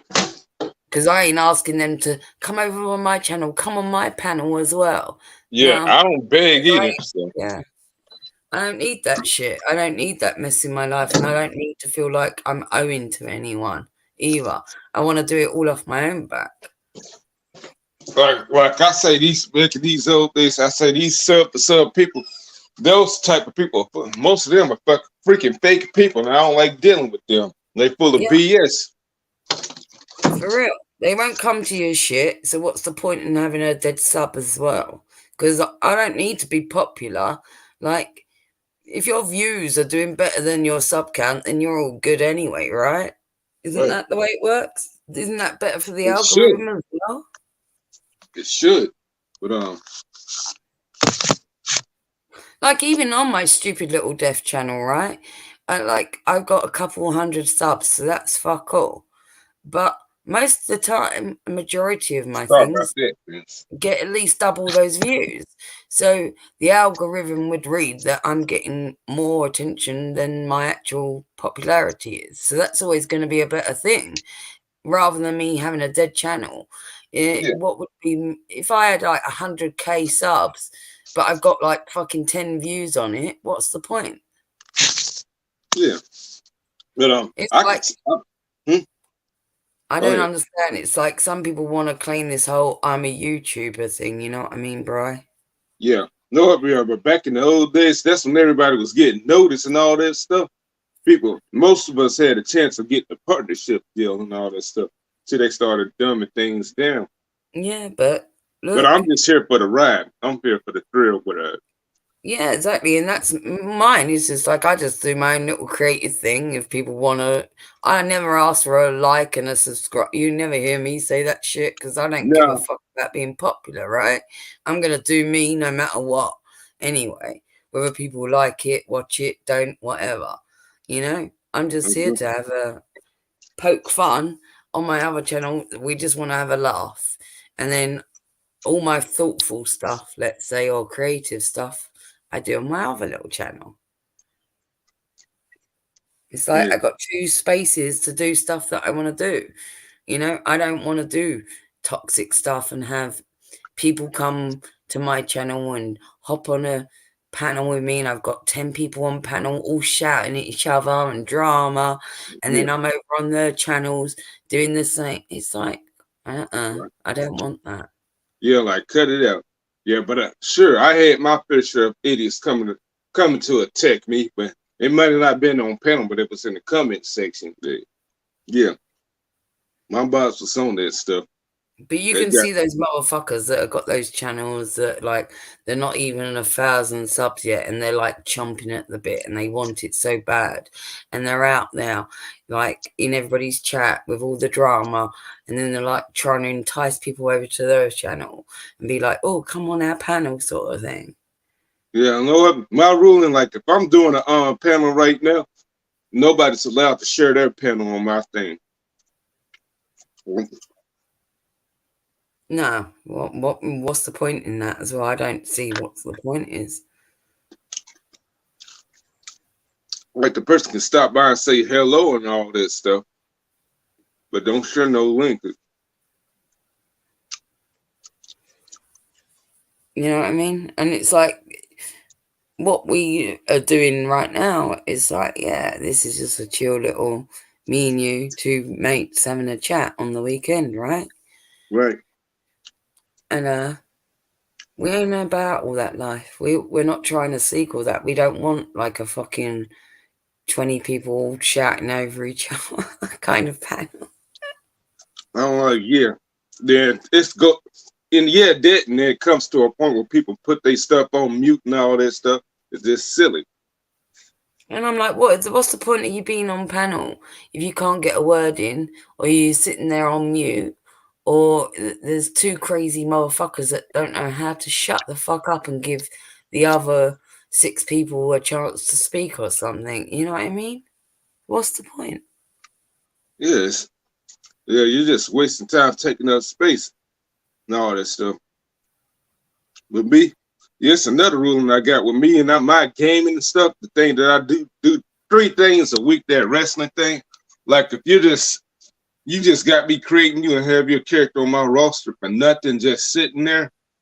In a few months, I may fire you because you taking it up time for people, taking up space for people that wants to be there, but they can't because you hogging up the slots for them. But they ain't gonna say nothing after I fire them. They're like, Right, okay, that's what I was talking about with Ghost. Like earlier, we was chatting on Twitter, right? That's yeah, why I told him to come over as well. And we was talking about this shit, and I said, "Yeah, I'm gonna mix up the Discord. I'm gonna rename it, right?" yeah, And because people are not doing much in there, like it's like, yeah. So I've had a few people just fucking up and leave, like that. I built channel sections for, right? right, And I'm like. And they don't even say thanks or bye to me. Like, they can't even send me a personal DM on Discord to say, hey, I'm not on Discord much, or I appreciate you building that channel section for me. I'm really sorry, but, you know, I'm not going to use it, or, you know what I mean? Nothing, not a word, just fucking up and flounce off. And I'm like, that's so rude. It's yeah, so rude, you yeah. But know? I understand you got your other stuff going on, but I can tell that it's fake. Like if you don't say nothing until I remove you, that's when you decide you want to say something. Like what kind of crap is that? Yeah, this is the thing. But I'm like, I've been surprised by a few people that I've built things for, and I'm like, you can't even. It's like, what, you never got taught manners, so you just fucking imagine like if I invited you over as a guest to my house, Bri, you know, Yeah, made you feel like a fucking king, you know, got out the good fucking china, you know, made you like a tasty cup of tea, gave you a slice of homemade cake, all of that, right? And you said Yes. to me, can I borrow your bathroom facilities? I was like, of course. You went off to the bathroom, fucked off to the front door, you know, left my door wide open and didn't even say thanks or bye. Yeah. I'm like, what Imagine kind of crap? that's the equivalent to me. It's manners, and this is what I'm saying about online behaviors, what's permitted and what we would actually do in real life, how we would conduct ourselves is not the same. And I expect the same from people that I qualify as friends, to like give me that decency, right? Uh-huh. So the fact that they did that, I'm like, well, fuck you back then, because it's like, what, you think you're just going to use me? A lot of the time I've helped people out with their channel art or banners or emojis or whatever it fucking is, built them Discords, and they can't even say a thanks or goodbye to me. Or pay it forward or pay it forward, whatever I'm trying to do with myself and all this stuff. Do you see what I'm trying to say? So this is why now I feel like maybe I need to readjustle things, because I feel kind of justified in readjusting. And that's what I was talking to Ghost about. And I said to him, I think I'm going to rename the Discord, and I'm going to be like a bit more strict and be like, if you're not active in here, then you're going to get like, I'm going to start clearing it out, because like if people are not using it, well, by then. Yeah, it makes sense. Like, I don't need to maintain it. I got a whole tech team, right? And if I wanted to, I'll just make it for myself or my channel, right? If I wanted to be selfish, but that's not the way I wanted to go. I wanted everyone to be participating and help each other. Well, people just out for themselves and all this stuff. Yeah, but they've got to help me. I can't do all the legwork, and then like they're not gonna like even be thankful, grateful, or participate. You know what I'm trying to say? Yeah. Like you can lead a horse to water kind of thing. It's like, well, how much you expecting me to do? You want me to drink the fucking water too? But you just do what you feel you need to do. Maybe they'll get some egg right. Yeah, I think me doing a rebrand and shaking it up a bit and just reminding people, hey, this is what it's about. Like, come do this. That's why I said to Ghost, like, come hang with Bri. He's like cut from the same cloth as you. That's why I suggested to you both, like, fucking do something together. You're both in the Discord, like, you can both talk about shit. You know what I mean? Yeah. I know I barely come there, but still. No, I don't mean you, because I know that you will. Like, but this is why I'm trying to get it. Like, and if you've got your little thing buzzing with Ghost or something, and you both linked arms and got your community, and if he's trying to get his memberships going and he offered it as to his members, you get some people in there, you both get growing and going. It's something fun. He says, I know I make jokes, but I don't think we should talk about my family stuff. Oh, he was like, oh, he was talking about some manners and all this stuff. Okay. Oh, that was betrayed by sins. I think he was on some other stuff, but anyways, yeah, back to what you were saying.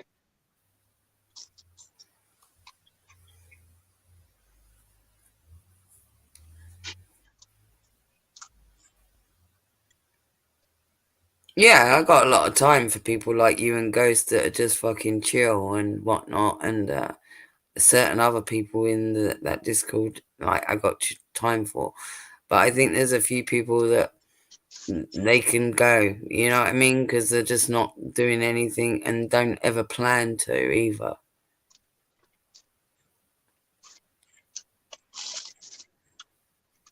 But the ones that just like I said to you, just out of nowhere, didn't even like message me and just like huffed off kind of, and it's like, wow. And there's a couple of them that really surprised me as well that did that, and I was like, shit. Like, it kind of makes me reconsider the friendship. You know what I mean? Yeah, right. Yeah, I had a few that I had run in with that before. And it's like, if you can't even message me to say, hey, da da da da, I'm really appreciative, but I'm going to do this. Like, I'm not going to object, but that's all it took. You know what I mean? And it's like the fact that you have not done that, you just flounced off, you know? Uh-huh. I'm like, Yeah. well, it tells me that, like, I did all this stuff for you. Yeah. And you can't even have a little bit of decency towards me, and it's fucked up. Yeah, like I'm always the one that comes to them, but they never come to me. That means Yeah, they and I'm forgot tired about of doing that. I don't feel like inclined to message them and being like, "Oh, did you leave the Discord?" No, why should I? I'm like, no, bitch, you left the fucking door wide open. You ate my cake. You drank my tea. You pissed in my fucking bathroom. And then you just walked out my house and left the door open with the and breeze didn't to even come. flush the toilet either. Right, that's how it feels, actually.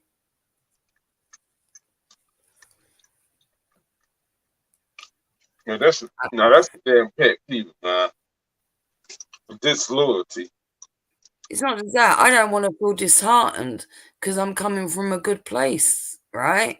On Right. all this. Like, I don't need to do all this, or I don't need to have my little team in there, like, set up things, you know? Like, I gotta go ask people, hey, can you build this channel section for me? And here's the link, and this is the emoji, and this is this, and this is that. Can you set up the bots for me? Or I have to get them to, yeah, like, it's not just my time. Do you know what I'm trying to say? Yeah, exactly. Yeah. Like I was told by some OGs one time, like, don't waste our time. We won't waste yours, since they told us. And I'm like, yeah. When I offered this to certain people, and they was like, yeah, we want part of that. Why do that? Like, and then be really rude towards me and just leave without even saying that you're leaving or thank you. Do they think that I needed them in there?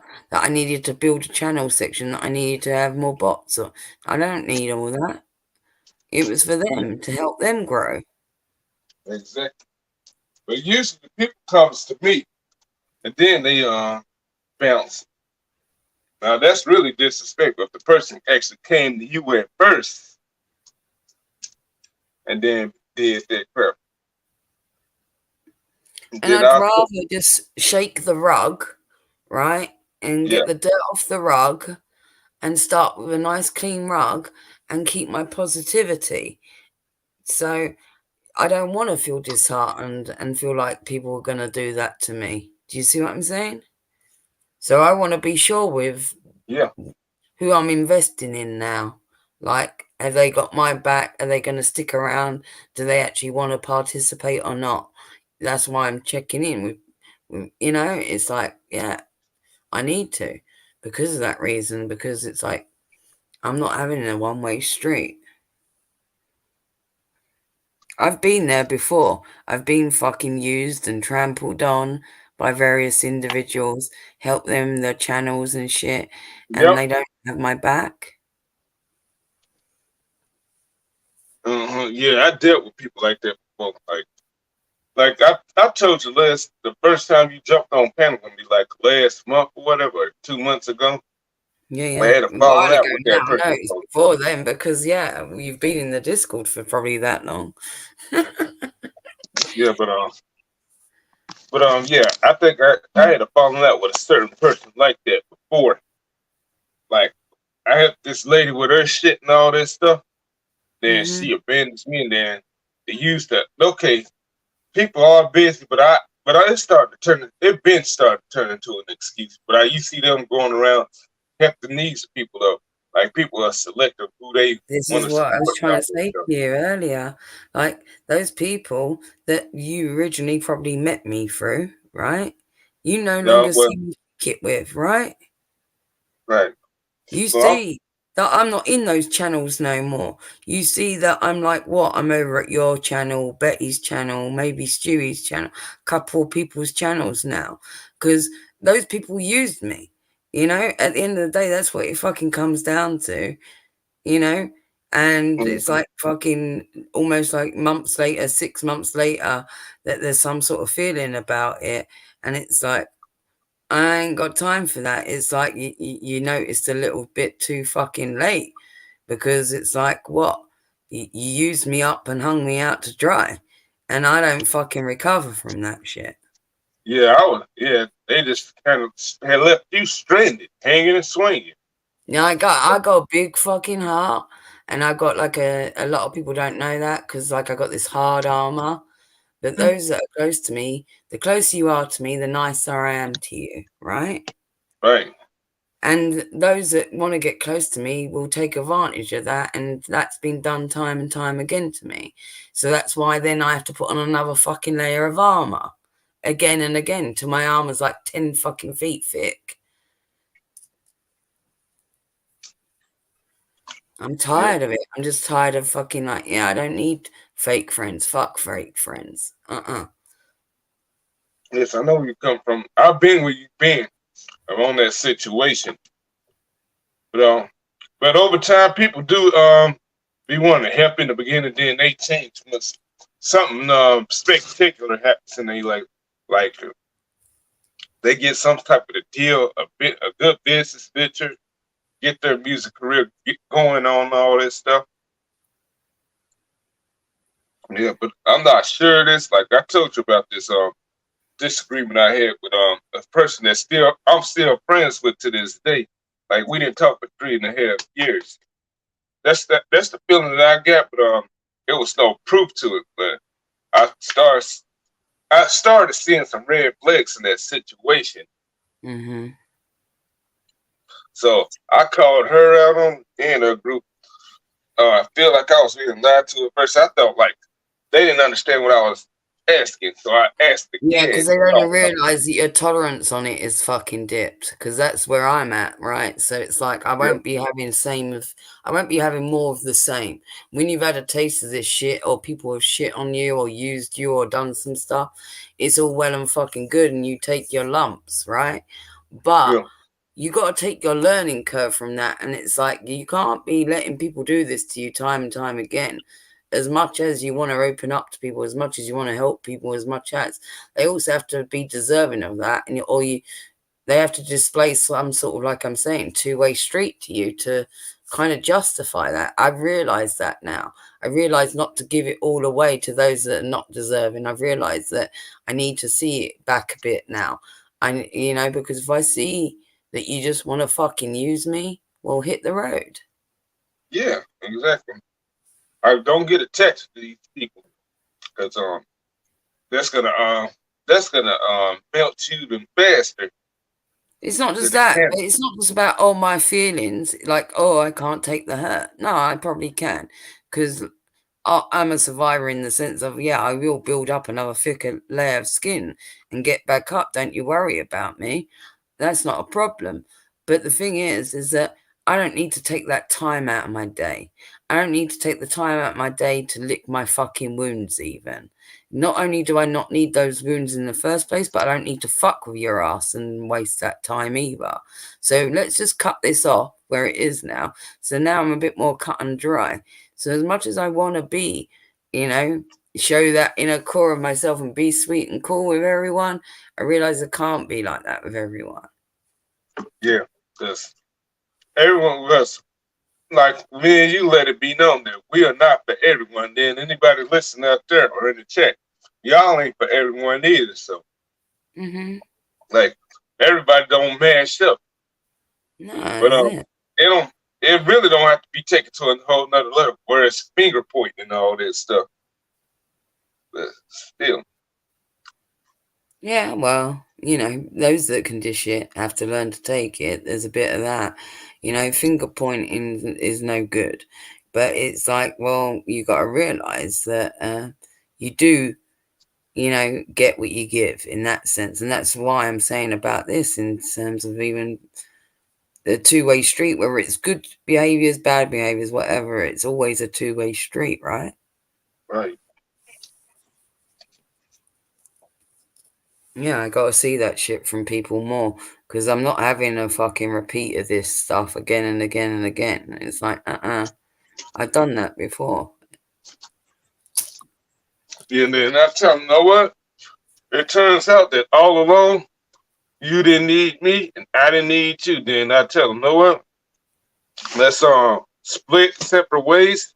I'm gonna do me, and you can just do you. And we can Well, that's leave it the at funniest thing that's funny to me now, right? So now I like certain people you won't see me kick it with because I've realized that they use me, right? Right. So now I'll kick it with a smaller people that do deserve my time, that are actually genuine motherfuckers like myself, right? Yeah, because what do you know? What you doing that? Me, you, and those people that you would kick it with, hang with, they can become bigger than those people who used you. And that's why I said to you, like, look at that shit that I've just started doing. I've done like 3 streams, right? Yes. And I was like, I weren't expecting that. It's like some of those streams are like over 800 views, Bri. Yeah. And it's like, fucking hell. And I guess that's what you're saying, like, do your own thing. So this is what's happening. I've invested in all people that have fucking bitten me in the ass. So now I'm kind of doing my own thing a little bit more. And what's happening is that, oh, well, it's going okay, actually. And I don't, it seems that maybe I was putting my effort in the wrong places. Yeah. Yeah, it happens. It happens. Because, shoot, we don't know. All we can do is just learn from it.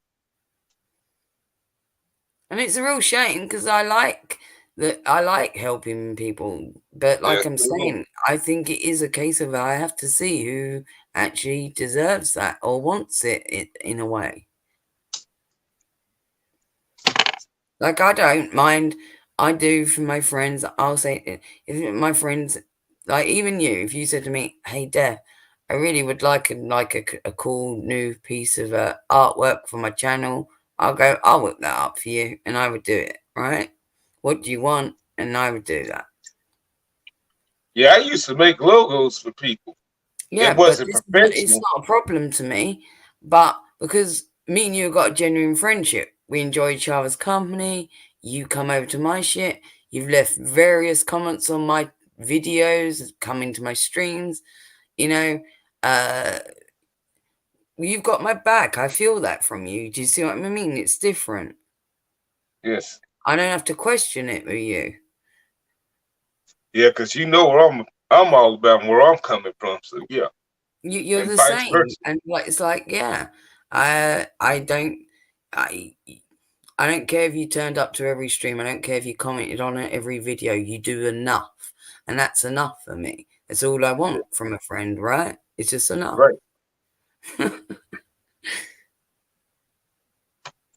So I need to start being careful instead and try not to go to everyone just because their stuff looks good. Doesn't mean that yeah. I don't want to just be there number in the chat and can't be counted on or used or for this reason and that, and like it's also shallow to me now as well. It's like your toxic little communities that become cults with a mob mentality. I've got no time for. Yeah, because like in the middle of the last decade, 2015, 16, 17, whatever, I took a break from interacting with a lot of people, including the person I fell out with that I became friends with again in 2019. Because I said I got tired of the BS. Yeah, people just spit in my face. And I gave them something that they didn't deserve or whatever, and they just shit all over it. Oh, fuck, Sins.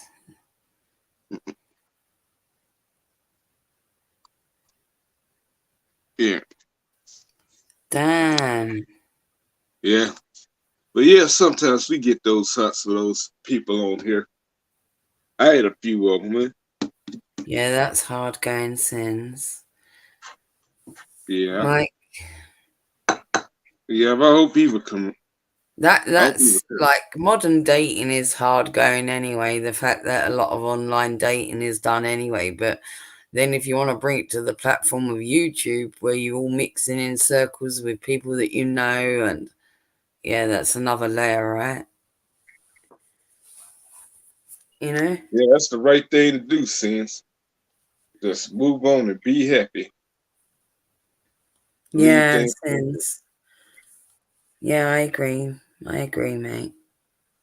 But I seen a few of them, like over my 15 years here. I've seen people meet online, then meet in person, get married, move to another country where that person's at and get married to each other. I haven't seen it. I'm I heard it. still dealing with that situation. I married a man in another country and I'm still bloody trying to unravel myself from it. I'm like, shoot. Yeah. And I'm Yeah, like, then, yeah, and I'm like, I gotta like at some point do the paperwork on it all and like make it official, like that whole divorce thing. yeah.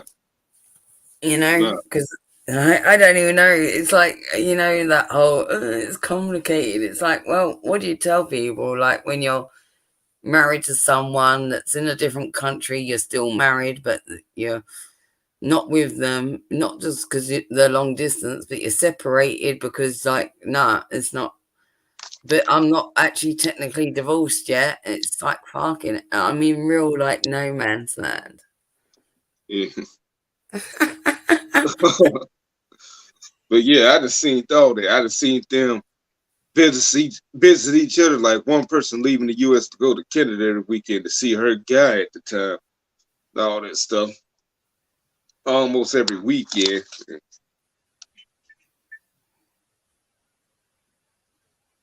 Then yeah, but she wanted to have kid. Oh, you want to have kids, but she couldn't. But everything had to score a reason. Yeah, that is true. Yeah, Yeah, yeah. done. I'm gonna tell you this. Most days, this stuff is just temporary. Nothing lasts forever, really. It's always Yeah, been there. the only guarantee is change. Yeah, the only thing that stays the same is the calendar. That's it. No, it's true though. The only guarantee is change. Good, bad, indifferent. The only guarantee is change. Whatever that may be. And then, but yeah, I done had people say, yeah, this one person she works and all this stuff. She does some traveling with and all that stuff. I'm like, shit. Well, just come on over. I got 4 bedrooms. Shoot. But Mm. shoot. But you're most likely gonna share the same one with me. All I gotta do is just clean up because I got a messy room and all this stuff. I got too much shit in it that needs to be gotten rid of. And everything else put in place. That's unfortunately the truth of the situation. So it's like you know, like women that have like big purses, Bri, they end up Yeah, filling it with a load of shit, yeah, right? So the smaller the handbag, the less shit that they can put in it, right? yeah. So I'm if you've like, got a big place and you've got all that space to yourself, you end up filling it up with shit just because you got the space. Do you see what I'm saying? yeah. You can just stuff all this stuff in. Yeah, you have to stuff all And this you know stuff that in you don't closet. need it. And you know that if you was living in a one-bedroom apartment, you wouldn't have that. You know what I mean? It's like, yeah. Yeah, yeah. But shoot, yeah. All I gotta do is just clean up. Then they can be here. But yeah, I got too much stuff there. It needs to be gotten rid of. Stuff that I'm not wearing anymore for the most part and all this stuff. But I like to keep my stuff that I was given.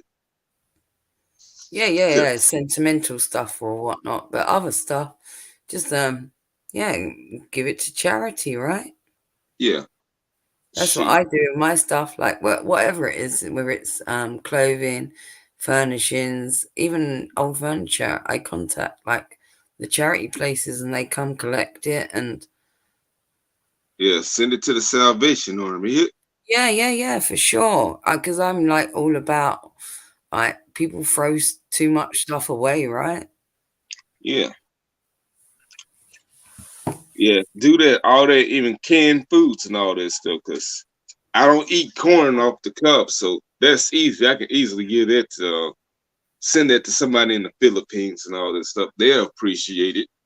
Yeah, or like your local food bank, even like for homeless. Like either Yeah, way, like there's always an option to like, yeah, not throw stuff away. That's what I mean. yeah, yeah.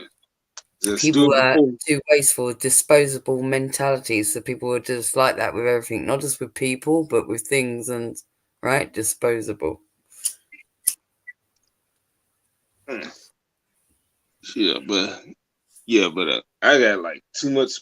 Well, I don't have. I could never have too much prized possessions. But yeah, I got enough of that. I don't want no more. I got all that I need and all this stuff, like including the stuff I made in shop class in junior high and all this stuff. I'm keeping that. Yeah. No, there's certain things that you have to. Like, I'm not a big believer in hoarding, but I am a believer in keeping stuff that matters to you. So, but you can't like, yeah, you got to cut the head off when it comes to certain things. Like when you find that you're getting like, this is too much for one person. Yeah, I did the same last year. I mean, I did this big, like crazy spring clean, like throughout the whole place, and like I got the kiddo and me, and we moved in here, and like there was stuff in the cupboards that I hadn't got out the boxes in years, and I was like, "What the shit?" Like I'm keeping it. I haven't looked at this stuff for years.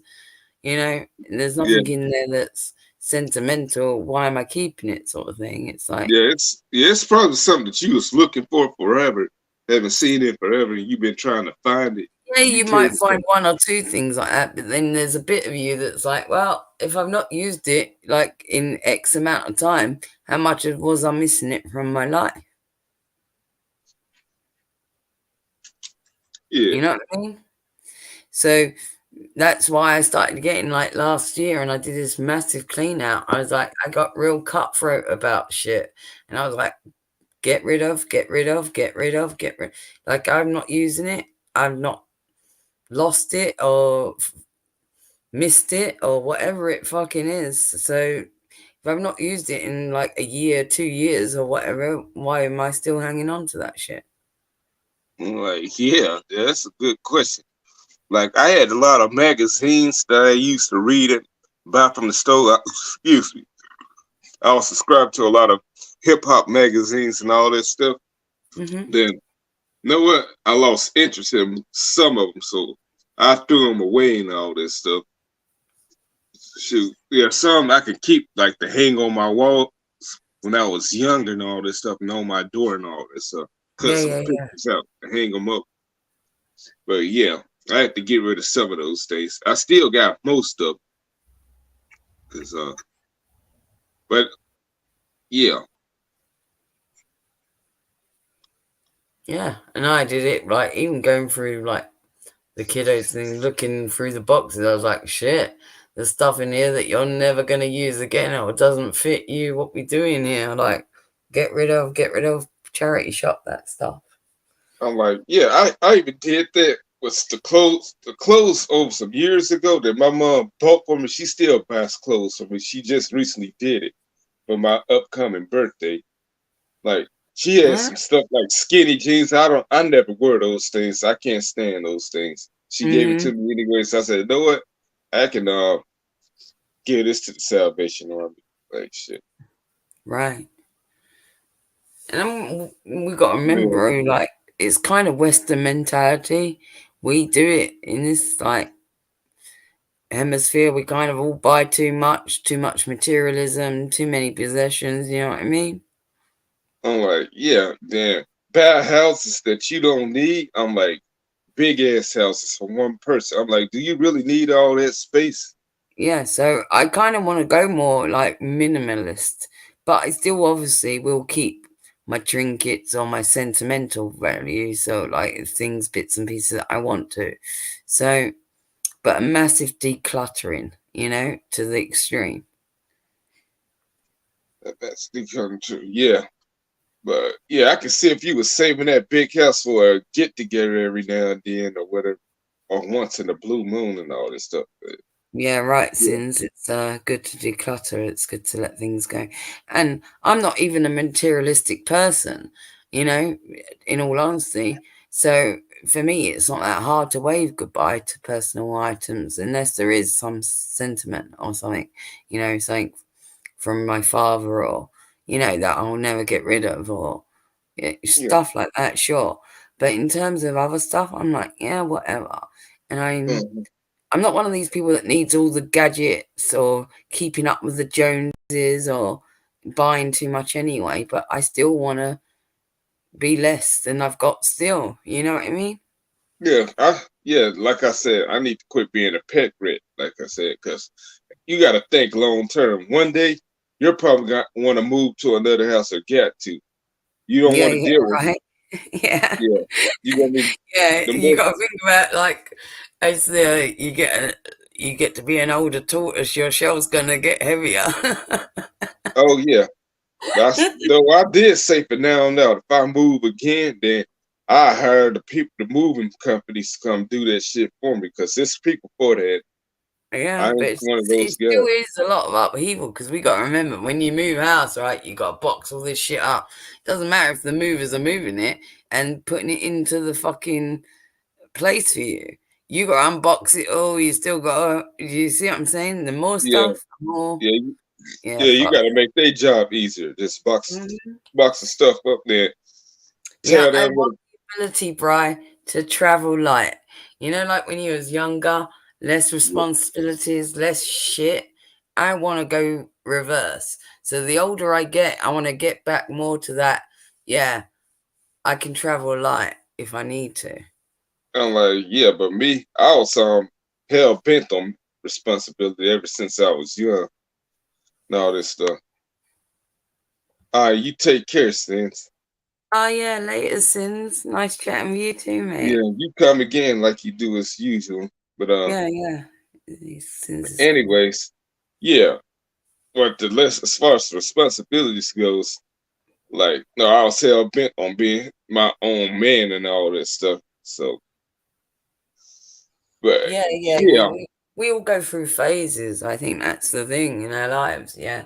So you go through certain decades where you're more inclined towards certain behaviors or whatever.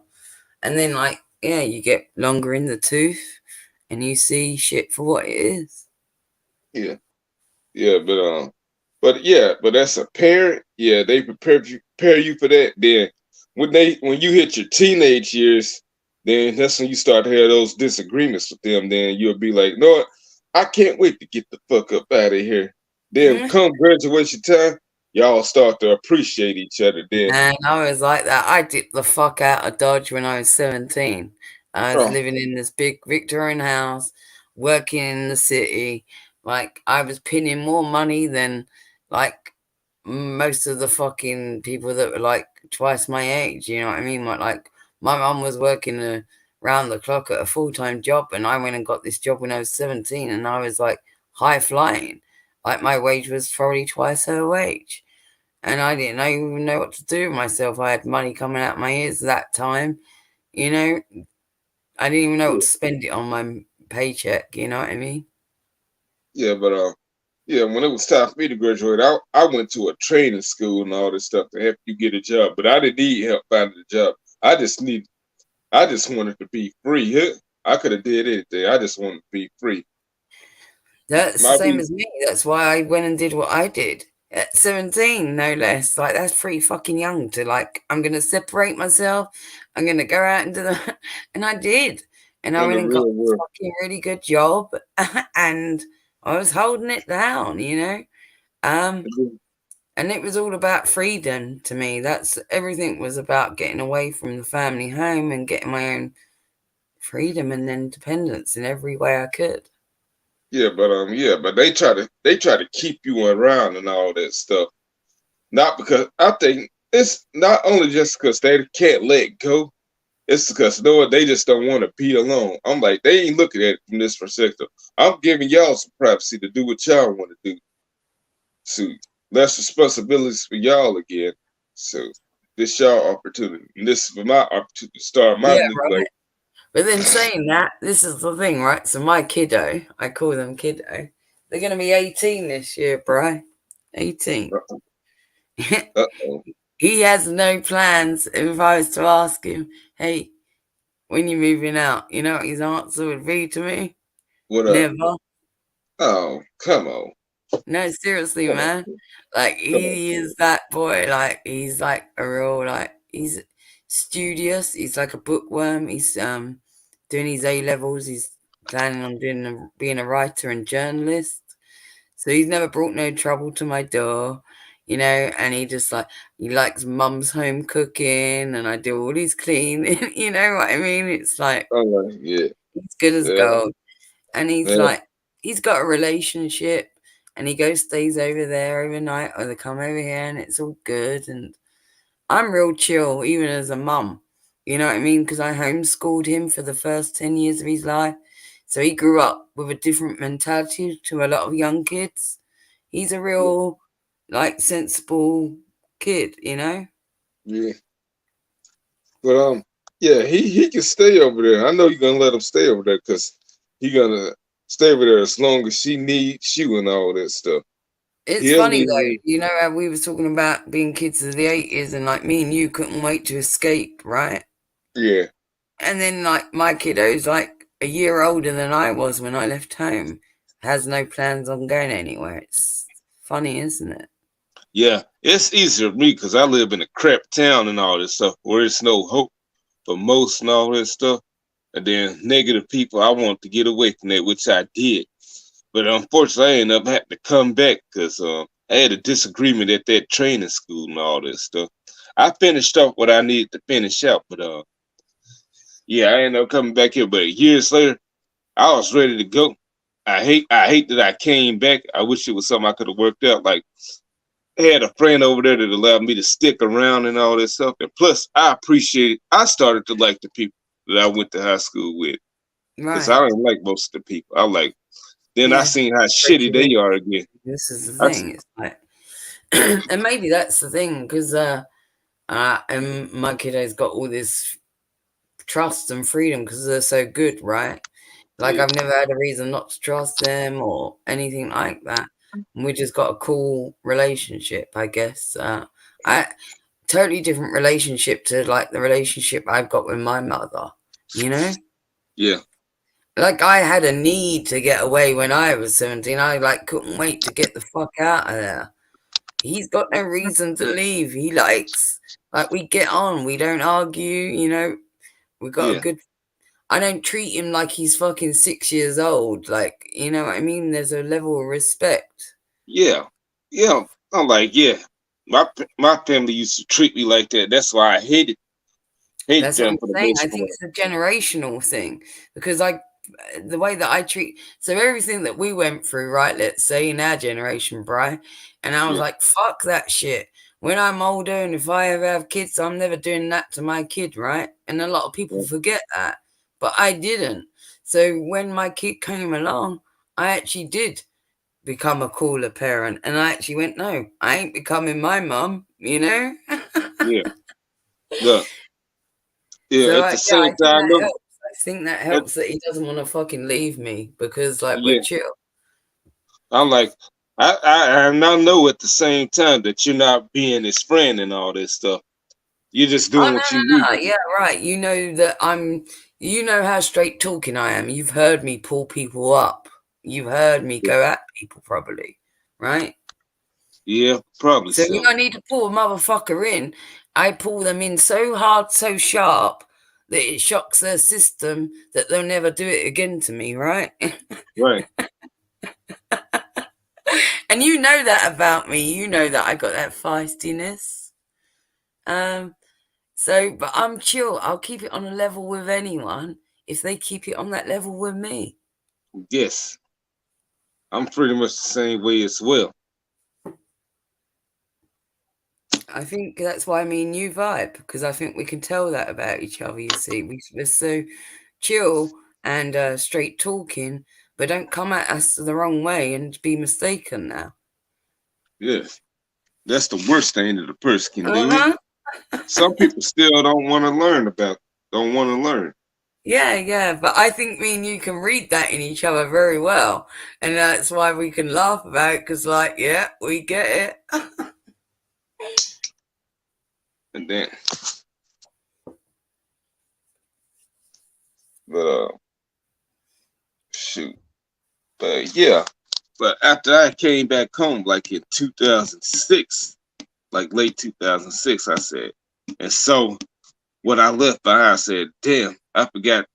I forgot this is the reason why I left in the first place. One of the many reasons. But after a few years, I said, I miss what a year after that and a few years to follow. I met some other new faces and all that stuff. And I say, y'all some good people, but I'm ready to go leave away, go away again. I never really did. I don't really live with parents anymore. But Mhm. Same. yeah, I'm still around to look at them. Man. Plus Yeah. an extended family. And I think because my kiddo emulates me, like their vibe is like mine, you know what I mean?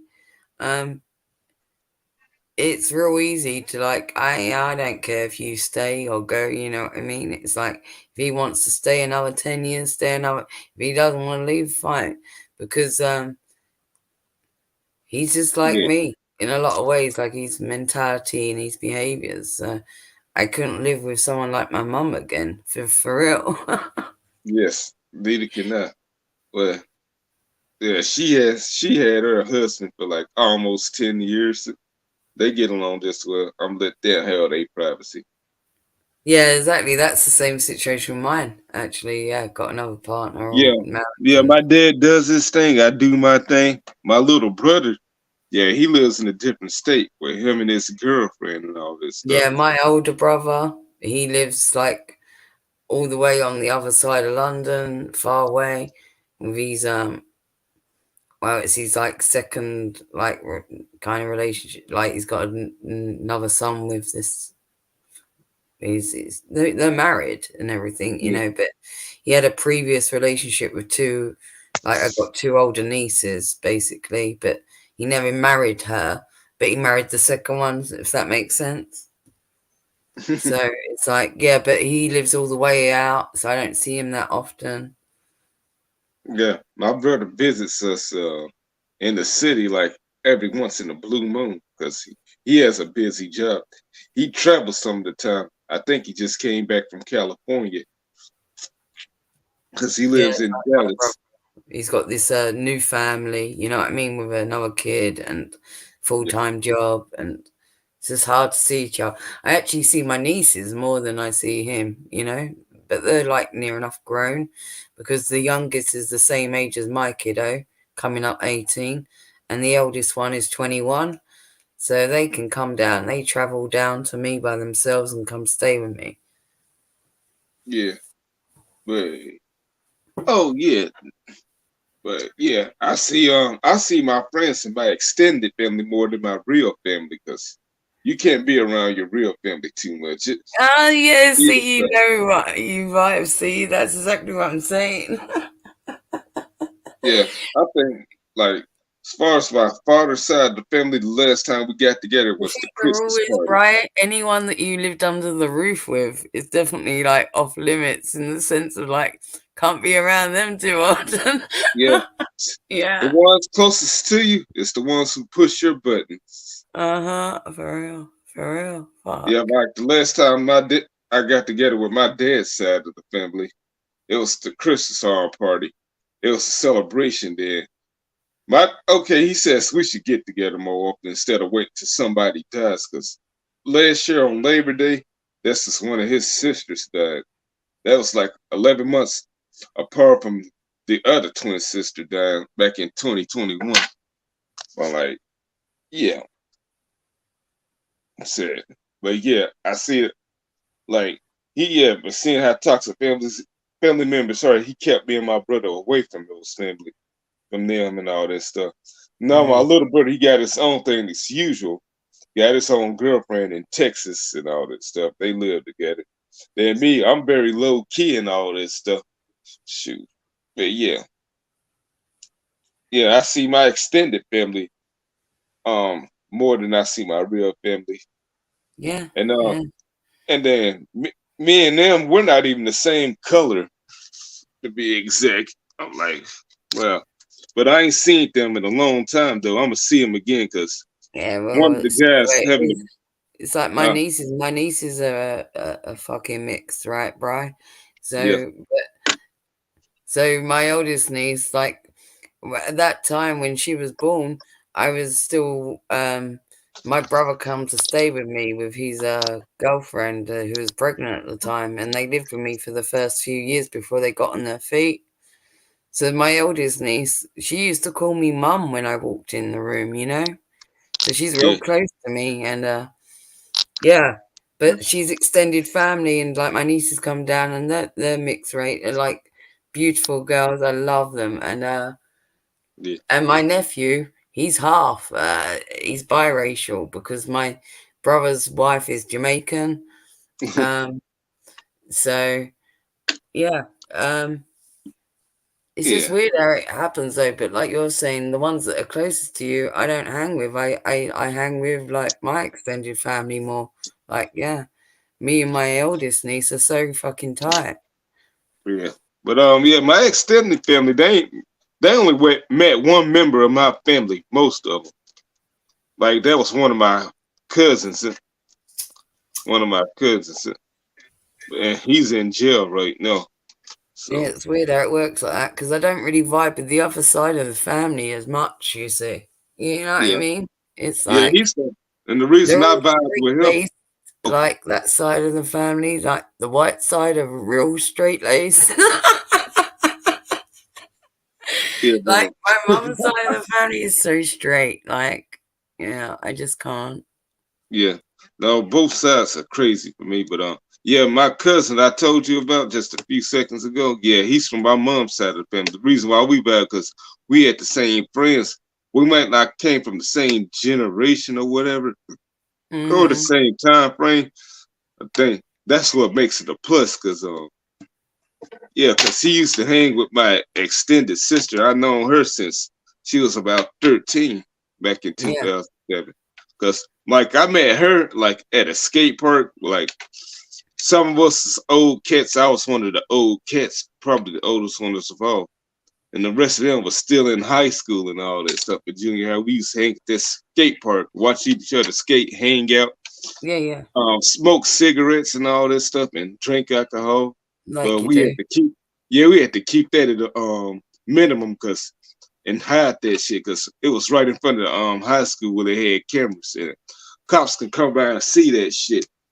Then me and the other OG kids could have got arrested for that, cause Yeah, yeah, a they bunch got of say minors, alcohol, yeah, got you. Yeah, yeah, yeah. yeah, cause they could say we was buying cigarettes for them. They're underage and all this stuff, but we was just No, like a man. crew Like, hanging out. I know that they were getting that shit regardless, but they don't know that, right? Yeah, yeah. So we had to keep. Well, we wouldn't like no crew doing no having no wild and crazy party and orgies. No, we'd definitely be in trouble for that shit. But yeah, that's how we met and mashed up. Then years later, 10 years ago, I met the girl's mom and all this stuff. I had to look after her too, because sometimes she be had to go to the hospital and all this stuff. She can barely do things and all this stuff. Then I met her brother and all this stuff. He's fresh out of high school. I think he's a year older than your son. He's like 19 and all this stuff. He lives with her now. While the daughter, she lives with a boyfriend, which I don't think that's gonna last long because the boy's irresponsible. So she's probably Mhm. gonna have to dump him. And yeah, then I met the other members of the family. Like their kids love me. I'm like, shoot, what's this gonna make me their godfather or something? I don't know. Yeah, this is the thing. This is the thing. It's like my brother's married with this other family and whatnot, and I don't even really see him or the other kid that much. But my oldest nieces, I'm real tight with, you know, especially the oldest one. That's like, and they'll come down and stay with me and rock it with me, and it's funny how it just works out like that. And then I don't see, like I'm saying, the white side of my family. I barely see those fuckers because there's two straight laced me, and I just don't vibe with them. Yeah. That's then. Know what? In the 90s, I wasn't around them as much because we lived in a different city where I had my real friends at and spent elementary school years with, then going on field trips and camp trips with them and hanging out in the neighborhoods. That's the people I vibe with. That's why I hated my parents for moving me to this town at the end of '98 because the family was here and said Mom thought it was best we get to know him. My dad disagreed at first, but my extended mom, I think she spelled it out for me. She had to be honest for them to me about it. I think she said to me, my dad had to go along with it so they could keep their marriage. For real. Yeah, I said that shit didn't age well a decade later because at the end of 2009, that was the real beginning of the end. They started losing interest in each other, having these episodes and all that stuff. Happened, right? But still, they had another decade. What are you gonna do? Yeah. They still made the move that was right for them at that moment in time, right? Yeah. Yeah. Worth it. You know, you gotta look at that. You can't say what you lost. You got to always say what you gained, right? Right. But I still think that was selfish because that changed my life in a bad way because I still can't vibe with most of the people in this town. Some people, yes. Most people, heck no. They didn't like me and I don't like them. I ain't even showed up to my class reunion. I graduated in 2005. They ain't even tell me nothing about it. But who cares? I didn't want to go nowhere. It's weird, isn't it, when you move away and do things? It's not just that, but even when you do stay still, it's like you'll still find that, like I said, situations just change. It's like for me, my friends are scattered everywhere now. Like majority of them don't live anywhere near me. Majority of them moved out of London or even live in other countries even. So it's just like that happens as you all get older. It's like you're just not around each other anymore. And you got the internet, right, and whatnot, and you can keep in contact with each other somewhat. But when you're not in each other's day-to-day lives, it's hard to keep going over the same. Well, you're going to have the same 100 conversations about stuff you used to do. Yeah, but know what? I remember like the people back then in the 90s. I'm still trying to find them. I think I found one, but I ain't communicated with it yet. He was back for. Go ahead. I think the only person, the person that I was saying to you earlier, that my best friend that lived across the road from me when I was a kid. Yeah. She got in contact with me a few years back. And because we'd lost contact altogether. I've moved everywhere, changed name because got married. And we just lost contact for quite a chunk of time. And she managed to find my brother, because I don't have a Facebook account, but she managed to find my brother, who's obviously got the same name because he's boy, on Facebook. She messaged him and he had to get in contact with me because she wanted me to go to her wedding. Right? And that was like kind of neat because it was like, all these years later, it's like the internet serves some purpose. And so we're kind of semi in contact still, we don't live near each other, but apart from her, I don't really know anyone from my school time. Yeah, but the ones contact with a bunch of people, you know how it goes. Yeah, but the ones from the 90s, my elementary school years, from first grade up to fifth grade, that's the ones I've been trying to look for. I think I found some, but didn't communicate with them because I don't have a Facebook, and Facebook won't allow me to look on there anymore because I don't have an account with them. So you have to log in. I don't do Facebook either. Fuck Facebook. Like, I'm glad she was able to find my brother and he contact me, but and we got each other's emails. It's all good. Yeah, but before that, like I got the people's pictures and all that stuff. Like the friend that we lived across the street from, he was closer to my brother than he was to me and all that stuff. Like back in the MySpace days, he contacted my brother. Like he found out he lived in a different state, in a different city, and all this stuff. Then I looked on that stuff like 4 years ago. I found out that they lost their daddy and all that stuff. Then on the guest book page and all that stuff, I left them my well wishes, but that was last year I did that, so I don't think they notice it anymore. Found out that he's married, his big brother is married, living in a whole other different state up north in Illinois. Then his sister lives in the same city as him. I mean, as the guy, and she's married also. I seen the different last name. I think he's the one with the kids and all that stuff. Everyone else, I'm still trying to remember the names and find them.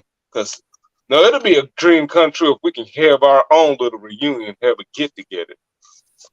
Yeah, for real, right? It's nice Yeah, when you can do things. I mean, it was cool because when I turned up to that wedding of my best friend, and like there was like 4 or 5 girls and a couple of guys like from my high school days, and I was like, shit, it was real strange because I didn't know who was going to be at the wedding, and it was like having a reunion. I like, especially like the wedding reception, we was all having a party, right? And it was like, yeah, in a way, we kind of all felt like we was back in our teenage years because we hadn't seen each other from that time. yeah, yeah. It'd be a beautiful thing if I could do the same thing, like pick up where we left off at, like in 1998. Because I know we had to go to middle school and all that stuff. Some of us did and all that stuff. Like get together one night, have a campfire and all that stuff, play music from the 90s and tell stories like what you been up to these last 25 years. Shoot. Now I'll tell you, you know No. what? And the thing is, right, when you do that, it's crazy Yeah, because some people progress and some people don't. And this is what I found was funny because it was like a mixed bag. Like in some of them, it was like, geez, like it was kind of scary how they hadn't moved on. And like they were living like in the same like neighborhoods, and one of them was dating or had married the same person that they were dating around that time, and so that was crazy. um because I then obviously knew their husband, like who they was with and they've had kids with now, and it's like I never expected them to settle down or for it to last, or that sort of thing. yeah, But and then there was some that like mentality had never progressed, and that was scary. Like shit. yeah. Like Some people act like dicks to you because they're still stuck in their high school years. They never let right, go. and that was scary. That was probably the scariest thing. That there was a Where couple of them, and I was like, shit. Why I'm haven't like, you? Like it's like you're the 16-year-old version of yourself still. yeah, It's like then they have a family on top of all that, got children and a girlfriend or a boyfriend on top of that. They still act the same towards you and all this stuff, or they changed on you and started doing that to you. They might have did it to other people in high school, but not to you. But then they turned around and started doing it to you at this grown ass age. Like as And far but as them one not thing I letting, did notice is that they all said to me, every fucking one of them, how much I'd changed. And I thought, well, that's got to be a good thing, hasn't it? Because as I looked at them reflectively, there was a couple that had obviously progressed and done well for themselves and done various things and blah, blah, blah. But in terms of other things, like I'm saying, those other people that hadn't necessarily progressed or moved or done things, or the mentality was very much of themselves when they were younger, I was yeah, like, shit, I'm glad that you're all saying to me that I'm massively have changed. yeah, Because that's that's a really compliment. right. I'm like, at that point, I'm like, that is great to me because I don't want to be used lot. Yeah, but I can no, it's not an excuse, but I can explain why the people never let go of their high school years. Cause you know what? Back then, we was in high school. Us pretending to be rappers was the best thing going on. Like making beats, beating up on the desk and all that stuff, doing silly shit like putting firecrackers in the school, fireworks in the school Oh in the yeah, middle of the the like the hallway. responsibility and the fun, like that's different. And like if you're Yeah, gonna goof or you all have fun or you're gonna get like mashed up together that night and like relive your youth. That's different, right? Yeah, and But when then you're like Priest, holding then that conversation with these people and you realize that there's absolutely no progress, that's what's scary with some of them. and then I'm like, that and 3-6 Buffy in our time before they made it, made it to the Hollywood stage and all this stuff was big in our area because it's closer to Memphis and all that. That and G Unit was the best thing going on around that time. Like Great you meet up with a bunch of people that you hung with in your youth, you're gonna get loose. You're gonna become a version of yourself that you used to be in a way because you're comfortable with that, and they're comfortable with that version of you as well, right? Right. But right. So you got to pay that into mind. So that kind of comes out naturally because of that reason, that level of comfortability with each other and nostalgia, it all hits at once. So you all kind of emulate what you once was in a degree, but there also comes a course in the night and when you've not seen each other in a while where you might have a serious conversation, and that's when you notice that it's those moments in between that you're like, shit, which ones have moved on and which ones haven't.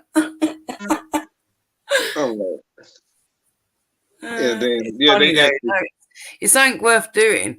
Like if you can do it. Like whether it's at a friend's wedding or whether you actually seek people out of your own accord, it's worth doing.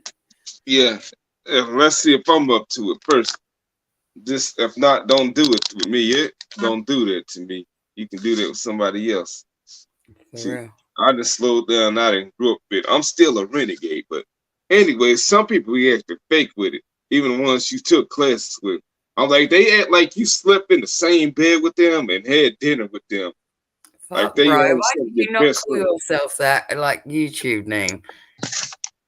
That would have been the coolest fucking name.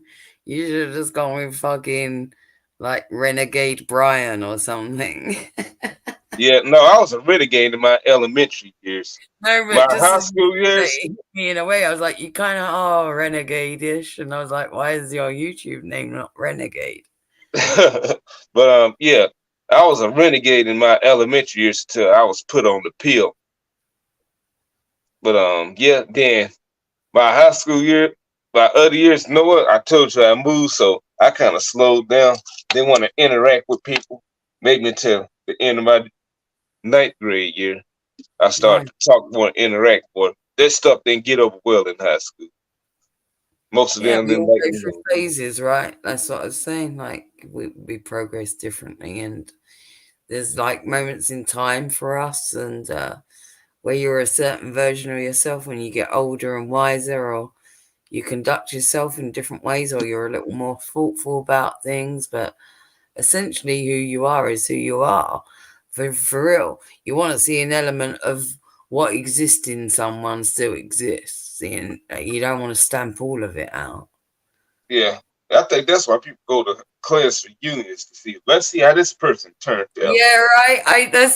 And I don't just mean like status, like I don't care if you're a CEO of a company, because that doesn't matter to me.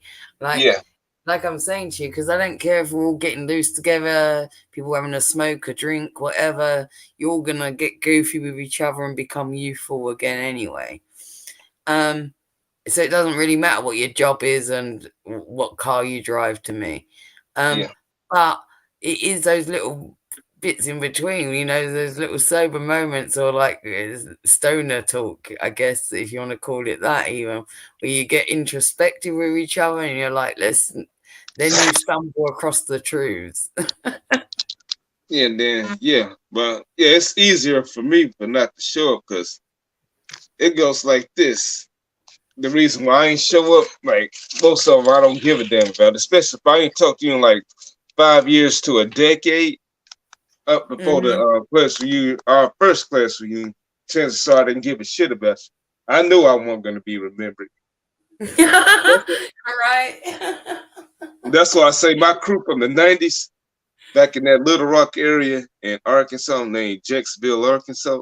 That crew in elementary it's better than the people in the West Memphis, Arkansas crew. This is my story that I'm telling. It's my story, my movie, my book, and that's fact.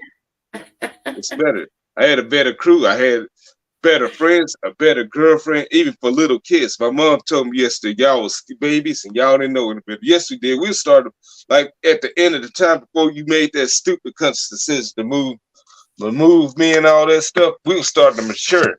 It was time for me to hang up the Teenage Mutant Ninja Turtles and the Mighty Morphin Power Rangers. We was already playing Mortal Kombat games and all that stuff and watching Jerry Springer. Right. Remember playing Street Fighter and Tekken and shit.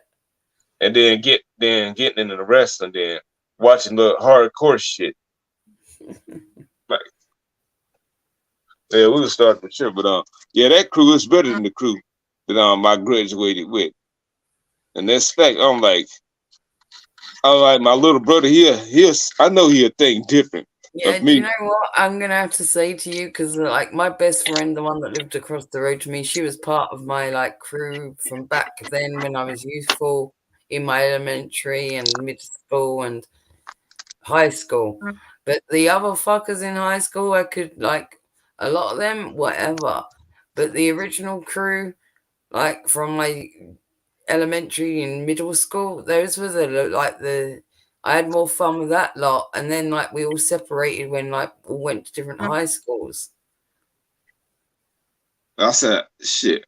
I already got my ass whooped by my parents after being actually it never happened, but I wish I could have stayed with them. Like even in the worst times, like I get in trouble or get arrested for smoking before under the age of 18, then I go to church with this last crew I was with. That's how much I like those motherfuckers. I think they are better than. Yeah, I think that's also like things like that can pull you into yourself and make you a bit more, introspective or reclusive, like, you know what I mean? Because of that reason. Because that changed my life and that fucking hurt me and all that stuff. Shoot. Then those teenage years came by, like it started to get harder. Then what made it worse? Them and my parents was forcing me to interact with people and be their friends, Lord. They tried to make me play sports, but I'm not playing with those fuckers. They didn't like me sitting at home watching the TV. Because I looked at music videos off BET, MTV, watching wrestling, watching cartoon shows and all that stuff. Because I started drawing and I said, know what? And writing, and I said, that's the way that I can get over this, about to ride this way. Shit, but the new millennium, beginning of the new millennium, that was the worst ever. Because they kept on, I was trying to get over that process of moving after all these years. They kept messing up by making me do things I ain't want to do and all that stuff. So that's probably why I had more resentment towards them. Right. Other than moving me and all that stuff. Yeah, no, I can see that. Like, and I think there's many kids that that happens to, like where their parents move away, whether it's for rhymes or reasons, like in terms of jobs or whatnot, and the kids are like then disassociated because they, are at a weird stage in life or got to try and make more friends or a different friends group, and they don't bond quite the same that they did, and yeah, it can have a knock-on effect for sure. Yeah. It's like trying to make a sequel or a reboot to your life movie and all that stuff. It's just can't happen, because you can't make nothing without the originators who planted that seed and watched that sumbitch grow from the ground. Then die. It's impossible. Mm-hmm. No matter how the people from the last crew tried to spin it, or the most recent people that This is why you gotta just go with people you vibe with. It kind of leads us back full circle to what we was originally talking about, and like, you know what I mean? In a way, like in terms of a topic, at least it does. Yeah. Because it is very much that it's who you vibe with, right?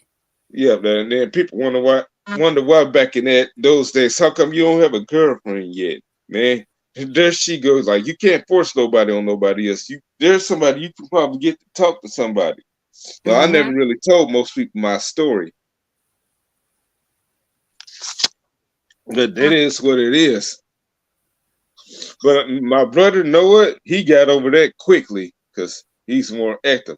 But like they say, it's harder with the older cats like myself because I'm the oldest. I'm saying you was at a certain age where it hit differently, you know? Yeah. My brother didn't like it at first, but he started to like it. Yeah, and just a couple of years can make all the difference. It just can, and it's weird like that when you're in your youth. Like certain moments hit different.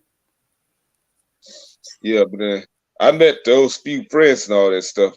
I told them a few about that. So other people, a few friends, they understand it. While one person, he did, but he just didn't accept it. I think he got a little jealous. But I just put it to him and the rest of them this way. If I had my way and I can rewrite things, I say, I have y'all parents move me to where me and my original crew is at. And then we can all go to school together and finish grade school together. I know there's some other people that comes after us for all that stuff that's younger. It's a bit like that film Sliding Doors, you know, where you take one route in life or another route and it plays different. Yeah. I said if I was to make a TV show about my life and reboot it and remake some shit, then I add them to the equation. Those things are gonna be different. We might have to get real stoned one night, Bri, and like, shit. Write the script to it. Like we're shoot, like, I'll be off for a whole week. No, seriously, pin down the ideas to it loosely. It might be fun, like a stoner fucking script. Yeah, kind of like the Wayne Johnson writing this a little TV show right now. I thought about that. Shoot! I just bought me some notebook paper, but it's for some other reasons. I think I'm about to buy another notebook soon. Like, why not? Like, fuck it. Like, you know. And as we talk about it, we're laughing, joking. Like, you got to make it like digestible and humorous and all kinds of like. Oh yeah, I'm all about the humor. It's nothing serious. So, like when you bounce ideas off of another person, you know, and they kick back with you certain things, like. Yeah, you'll find that it probably flows better. It'll be like a nice little. That'll be funny. Yeah, like we'll talk about it, like what your life could have been. Yeah. Yeah, what could have been? Shoot. Yeah. Shoot, I wanted to feel like what it was like to Oh my god! I just thought of what it should be called. What up? I could have been a renegade. Yeah, I could have been a renegade on the football team. I never played. That is the title, right? Yeah, because in my original skate, my elementary days, I was pretty much one of the men. I don't think I was probably number one at one time or a few times before when that incident happened 30 years ago to one of my fingers. Like I'll show it to you right now. I can turn on the camera. Like. This happened to me almost 30 years ago in 1993. Like I was got out the bathroom doing all this stuff and it closed on me. Then people was shocked about me not crying about it. I just took a little piece of my finger off. The reason it didn't happen because I was in shock. I just looked at it as normal, felt it as normal pain. Then when I looked at it, I said, "Oh shit." Ain't no Band-Aid putting in no cold water ain't gonna do shit. So they took me to the hospital. I had candy flowing and all that stuff, postcards, calling me superstars of the month flowing towards me and all that stuff. Free money. My mom told me, said we should have sued them. I said, why sue them when they giving me free shit, giving us free shit? Right? It's like whatever. Don't sue these people. They did right by me. They paid for my hospital bills and all that. Shoot, I ain't gonna sue those people. But yeah. World at least it wasn't a whole finger. Maybe it was a whole finger. Nah, it was just a little. Yeah, Just a Right. little peek You of see it. what I'm saying? Like Yeah. there's compensation and there's compensation. Yeah. So yeah, I was the man in those years. So if I would have stayed in town, I still would have been the guy, one of the guys, or the number one guy again. Because me and my brother and the people in our neighborhoods, we was the most popular ones aside from some other people. Oh my god. Yeah. This is Yeah, but when we do yeah. another stream and we have another little chit chat, we'll do I could have been a renegade. But yeah, it's another story. Like my last year there, our last few months there in '98, when we went to space camp, like that's when we was getting older and maturing and all this stuff. Like we was running around the fucking hotel rooms because we planned on going swimming, but they ain't bring the chemicals for us. We kept on running around and all that stuff. I felt like I could have went streaking, but I ain't want to get no adults in trouble and say, hey, that person's looking at a kid naked with this thing out. But, oh yeah. Well, right. I'm gonna wrap it up, my dude. It's like serious. I'm gonna get. Yeah, I gotta hit the showers anyways. It's like 3 a.m. here. I'm gonna get a little shut eye. Yeah, I gotta hit the shower. Cool. Like this has been a nice chat, right? Yeah, I'll be doing this all week pretty much. That's nice. Yeah, that's cool. Great having you. Yeah, definitely. I'm watching the stream tomorrow night. I think like I don't know, probably like be afternoon your time. Because I think we're gonna try and do an earlier one because it's like a long weekend for most people, right? Yeah. Yeah. So I thought, well, why not do an earlier one when we can? So I think we might for like I don't know what it work out to Eastern Standard Time, but it probably work out about I'm in the Central Time. Eastern Standard Time, so like not too early. You know what I mean? Yeah, I'm in the Central, but I got my wrestling show scheduled for tomorrow. Then Tuesday, I plan on going to work on my birthday. So yeah, I could come back at then or whatever. Wednesday or Thursday. Well, Thursday, Saturday. But yeah. When we doing a birthday stream then, like Wednesday, if you're well, Tuesday's my birthday, so Tuesday after work, I'll be free for the rest of the week. So I'll probably do that. So Wednesday is the birthday stream. We'll celebrate your birthday, like the belated birthday. Okay, we can do it then. All right. We'll chill on Wednesday. We'll have a little smoky, have a little birthday bake. And then bring all the people we can. Oh my God, call the stream birthday bake. Oh, okay. Yeah. Shoot, yeah, keep going until we get too high to do this thing. Right, let's do it. My bro, let's do it. Birthday bake. Bring them all. But I'm gonna let you go to bed now. I gotta hit the show. Right. You take it easy, my bro. You too, dude. Bye. Bye-bye.